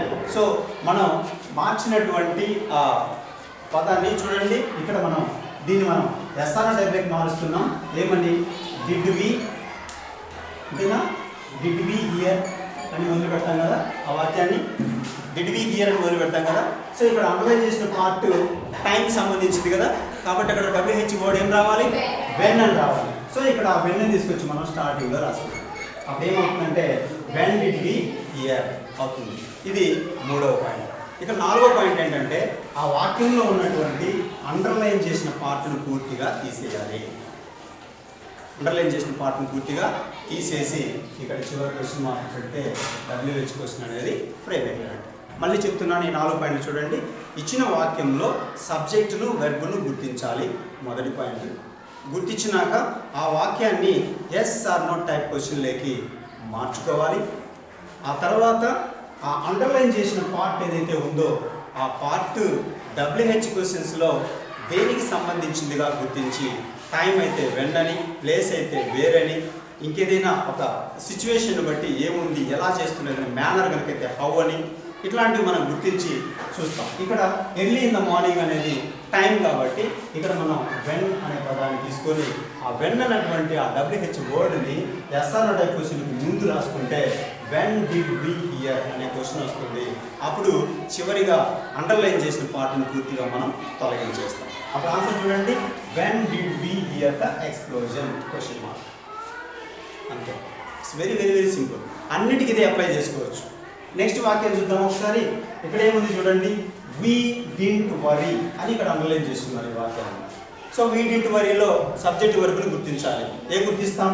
వి అనేది సబ్జెక్టు, డిడ్ అనేది వెర్బ్ ఉంది. దీన్ని నెక్స్ట్ ఏం చేయాలి? ఎస్ అన్న టైప్ క్వశ్చన్లోకి మార్చుకోవాలి. అప్పుడు ఏమవుతుంది? డింట్ వి హియర్ అని వస్తుంది, డింట్ వి వరీ అని వస్తుంది అన్నమాట. రైట్. సో ఇక్కడ because there had been explosion before. Because అన్నాడు. బికాస్ అంటే ఒక రీజన్ తెలియజేస్తుంది. దాన్ని ఏమని ప్రశ్నించాలి? వై అని క్వశ్చన్ చేస్తాం. ఎందుకు? రీజన్ చెప్పాలంటే ఎందుకు అని అడుగుతాం కదా, వై అని తీసుకుంటాం. అప్పుడు ప్రశ్న ఏమవుతుంది? Why did not we worry, అంతే కదా? వై డిడ్ వి వరీ అనేసి డైరెక్ట్గా క్వశ్చన్ రాసుకోవచ్చు. అలాగే మిగతా థర్డ్ క్వశ్చన్ అన్నింటినీ అట్లాగే చూడవచ్చు అనమాట. ముందుగా ఇచ్చిన వాక్యంలో సబ్జెక్టు వెర్బ్ని గుర్తించాలి. ఆ తర్వాత దాన్ని ఎస్ఆర్ టైప్ క్వశ్చన్లోకి మార్చుకోవాలి. ఆ తర్వాత అండర్లైన్ చేసిన పార్ట్ యొక్క ఫ్రేజ్ ఏ WH వర్డ్కి సంబంధించిందో ఆ వర్డ్ని వాక్యం మధ్యలోకి తీసుకొని రావాలి. ఆ తర్వాత అండర్లైన్ చేసిన పార్ట్ని పూర్తిగా తొలగించేయాలి. ఈ 4 స్టెప్స్ కనుక ఫాలో అయిపోతే WH క్వశ్చన్ ఫ్రేమ్ చేయడం చాలా సులభం. రైట్. ఓకే చిల్డ్రన్, ఇప్పటికే క్వశ్చన్ పేపర్ మీద టోటల్ అనాలిసిస్ మనం అన్ని క్వశ్చన్స్ గురించి మాట్లాడుకున్నాం. ఈ టిప్స్ అన్ని మీకు ఉపయోగపడతాయి అనేసి నేను అనుకుంటున్నాను. ఈ టిప్స్ అన్నింటినీ నేను చెప్పిందే కాకుండా ఆల్రెడీ మీ టీచర్స్ కూడా చెప్పి ఉంటారు. వాళ్ళతో ఒకసారి వీటిని కూడా షేర్ చేసుకొని మీరు చక్కగా ప్రాక్టీస్ చేసుకోవడం వల్ల ఇప్పటికైనా మించిపోయింది ఏం లేదు. ఈ 10 రోజులైనా కానీ మీరు చక్కగా కూర్చొని ఇప్పుడు నేను చెప్పినటువంటి పద్ధతుల్ని రేపు 4వ తేదీ నుంచి మీరు రాయబోయే ప్రీ పబ్లిక్ ఎగ్జామ్స్లోనే మీరు ఇంప్లిమెంట్ చేసి మీరందరూ మంచి మార్కులు తెచ్చుకొని మీ టీచర్స్కి మేము కూడా పాస్ అవుతాం సార్ అనేసి మీ పాస్ మార్కుల్ని గిఫ్ట్గా ఇస్తారనేసి ఆశిస్తున్నాను. అలాగే ఈ మంచి కార్యక్రమాన్ని మన కోసం ఏర్పాటు చేసినటువంటి వృత్తులూరు సీడ్స్ సంస్థ అధినేతలకి అందరికీ కూడా ప్రత్యేక ధన్యవాదాలు తెలియజేసుకుంటూ ఈ కార్యక్రమంలో ముగిస్తున్నాను. Thank you.